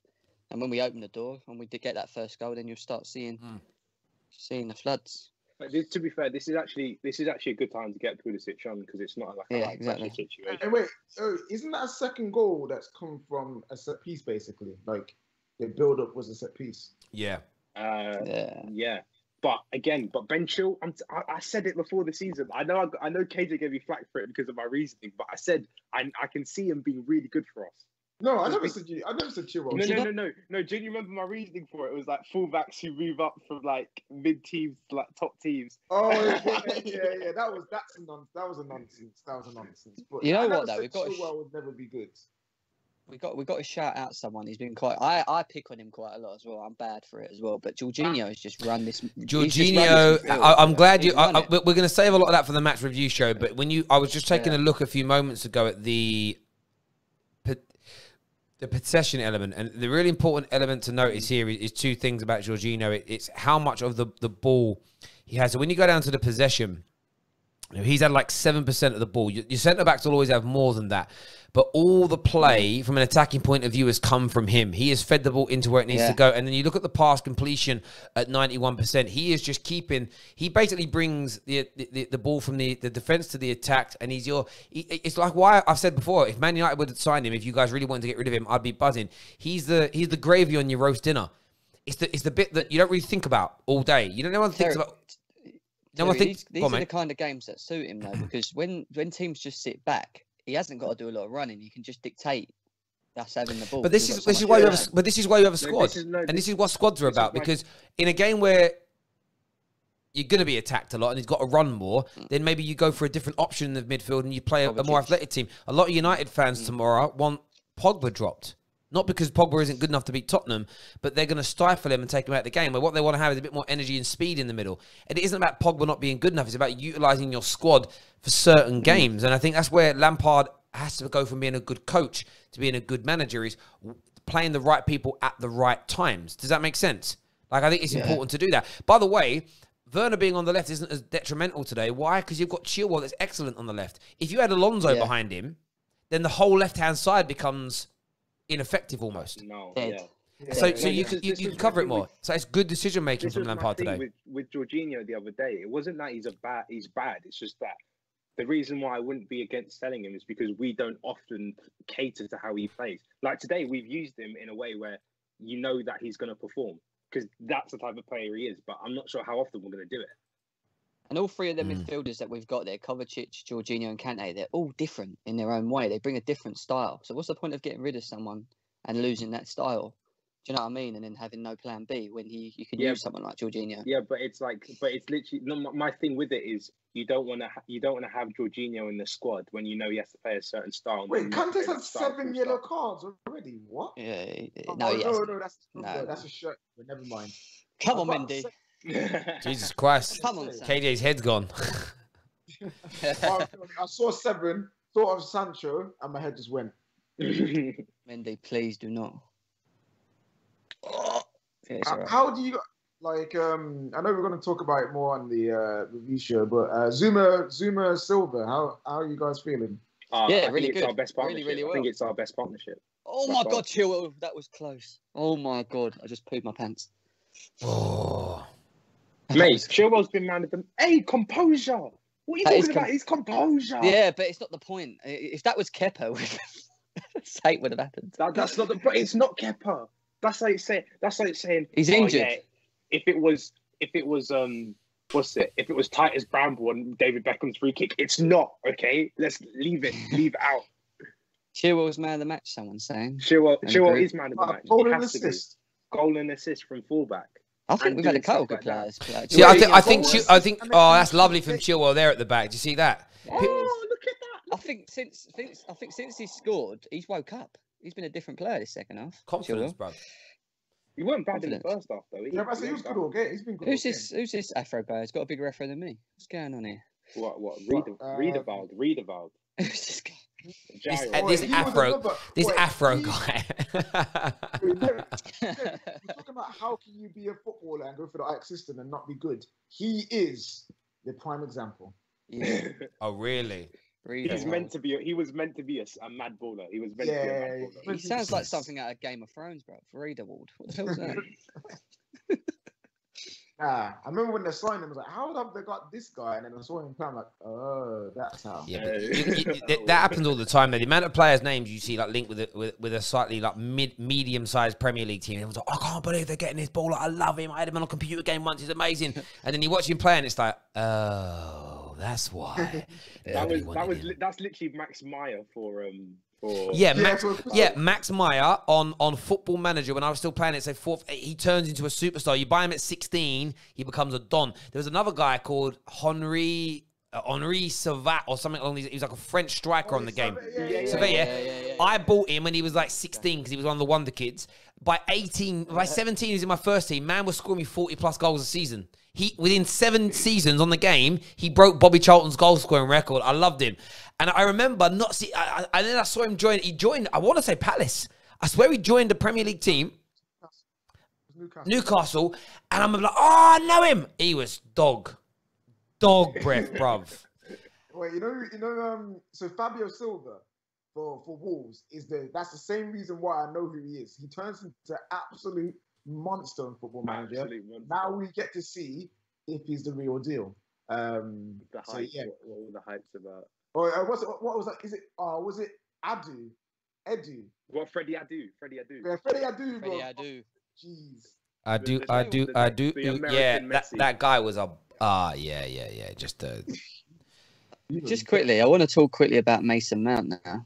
What happens after this? Obviously, after this game, is this going to be the beginning of Mason Mount being benched? See, for me, do you know what I've seen today though? And guys, this is for the review show. We'll say this for the review show. But what's really interesting is, when Pulisic and Ziyech come in, Werner goes centrally. That makes you stronger, and then you are where you are. And this is the point I was saying to people. This is the first time that you've been as close as possible to your strongest 11. You still, for me, have Werner slightly out of position. Aside from that, and you've got but you've got balance, almost perfect balance today, and you've looked the best Chelsea that you have all season. This is what it's not. You start keep shoehorning people in because people like them. It's going to go wrong again. But yeah, we're definitely going to delve into that in the in the review show, 110%, because I think it's an important thing to bring up. Talk about shoehorning. We'll discuss this after the United game and the transfer window is done. Do we shoehorn Paul Pogba too much? I don't think we do. Do. People like to say that we do and we should sell him and blah blah and move on from Pogba. I would love to have a discussion on that with other like United fans and maybe some rival fans who Beautiful. Oh, Bambi. The again. question. God he's damn. actually just ruined him. That's what I'm saying. This is what I wanted to say quickly about the youth of Chelsea as well, which is frustrating me because the Chelsea fans need to understand this as well. They're not clinical enough, and I don't know whether it's because they're playing too many games. Last season they played pretty much every game, Abraham and the Mounts, but they're just not clinical enough. I watched them against Tottenham as well. Not clinical enough. How are you not bagged? Yeah, you guys should have been. You guys should have been past Tottenham if you had your shooting boots on. You passed them, but yeah, today 15 attempts. Hang on, one sec, mate. I know that. Isn't, mate. Just one sec. 15 attempts on goal, only 4 on target. It's really not good enough. Even though you're winning, you need to do better than that, in my opinion. In my opinion, anyway. Penalty. Oh, give it to Timo. Give it to Timo. Give it to Timo. Give it to Timo. Give it to Timo. I know Jorginho. No, you give it to Jorginho. You let your penalty takers take it. No, stop it. You give it to... Stop. You give it to your penalty taker. You give it to your penalty taker. Was it even a penalty? I'm seeing the replay here. Oh, yes. It's a stone wall as stone wall could be. Yeah. Oh, was that Reedwell again? I told... Oh, no, it wasn't. No. It's Mitchell. Young Mitchell. He's done all right for his... Yeah, he's been good so far. Do you know what you're also going to start to see now, boys? What you're also now going to start to see in the Premier League is things genuinely start to settle in terms of the bigger teams rising to the top now that the fitness levels are coming through. You will just start to see that more. And today's a prime example of it. Again, forget the top 6 clash. You just go to all the other games.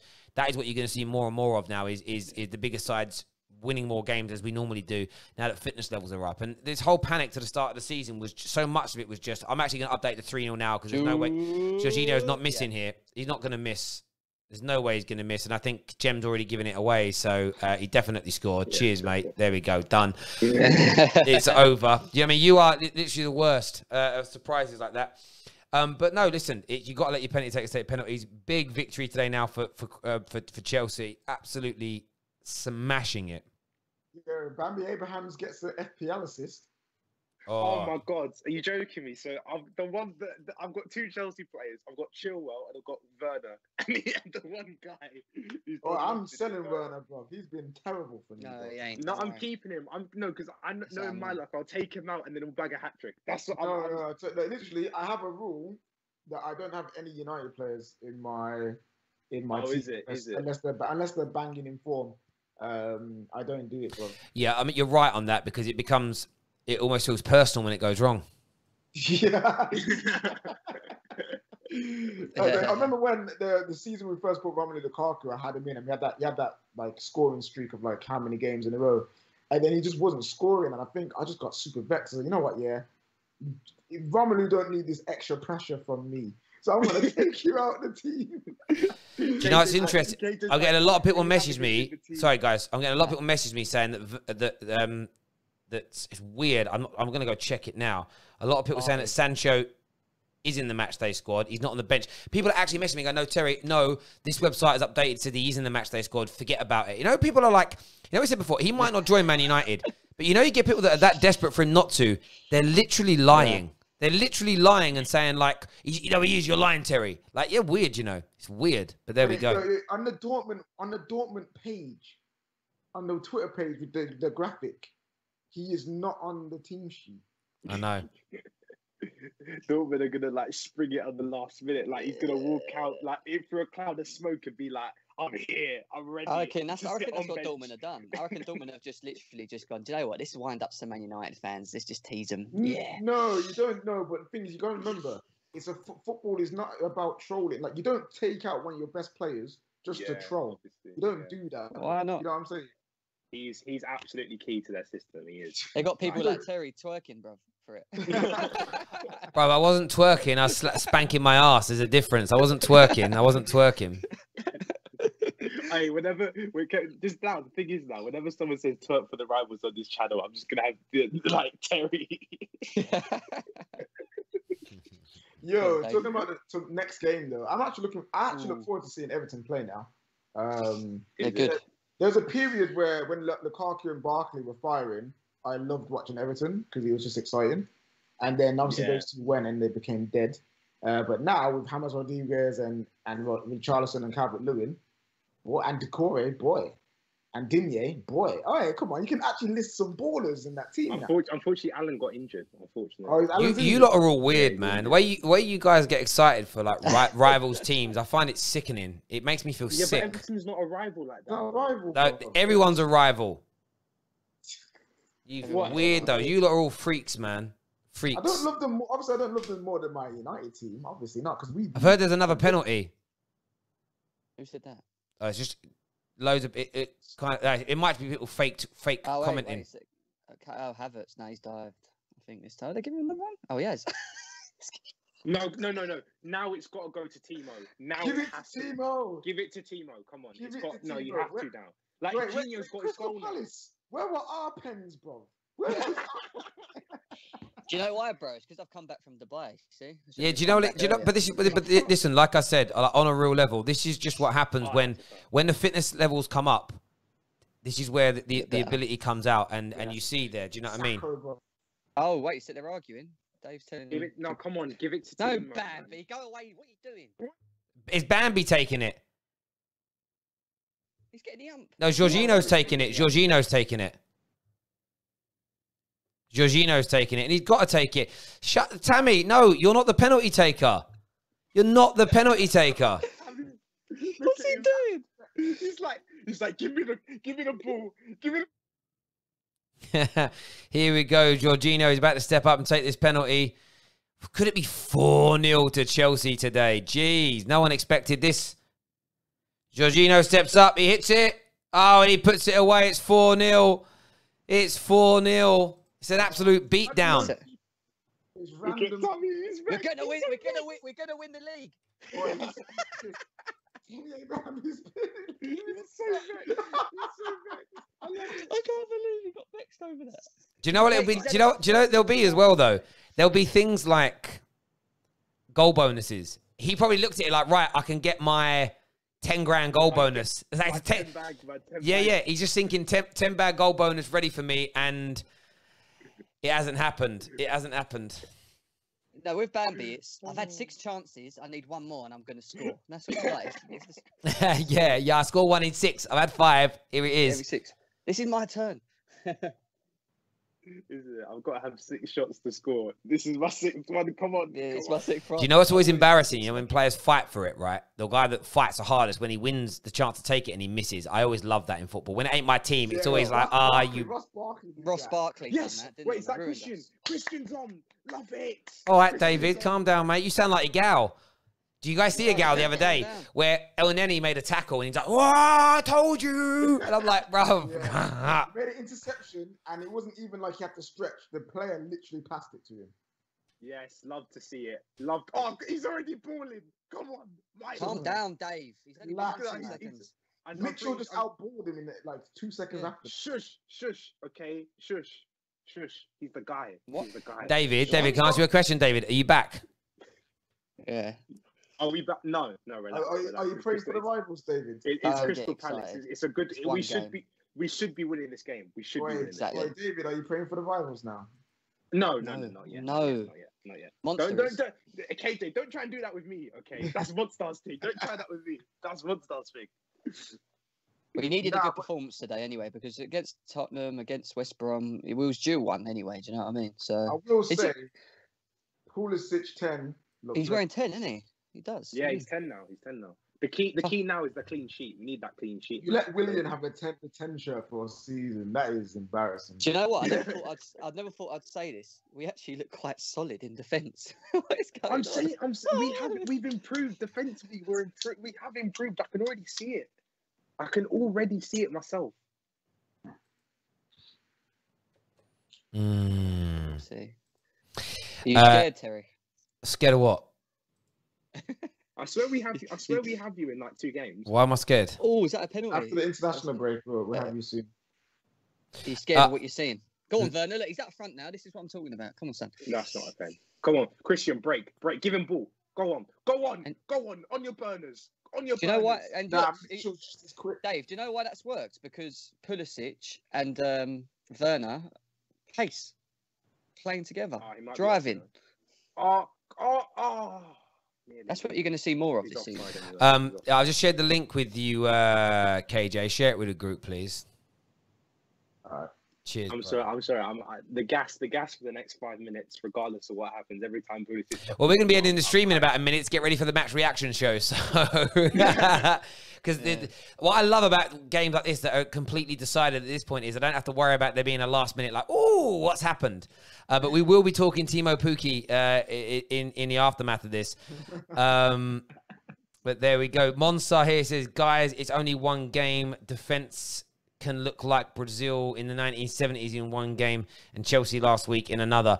Listen, I get that. We're going to review a lot of this in the match reaction show. We're actually going to end now and go and get ready for that. Everyone who's tuned in, I'm going to send you a little link. I'm going to put the link right now into the comment section. I'm going to write review show and post that. That's there. And I've copied it and I've posted it.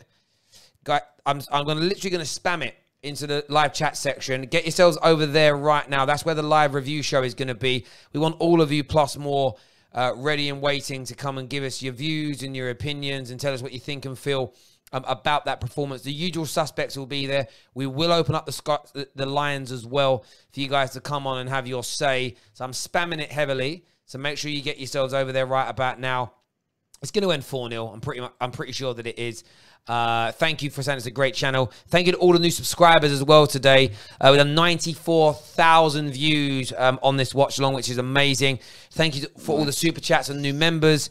Get yourselves across to the other stream that's starting very, very soon on the channel. Let me see how many of you have gone over already, because a few hundred have probably already gone over, but there's 1,500 of you tuning right now. The match review is going to be on fire. I'm sure Chelsea fans are going to be really, really happy. Go over there and hit the like button.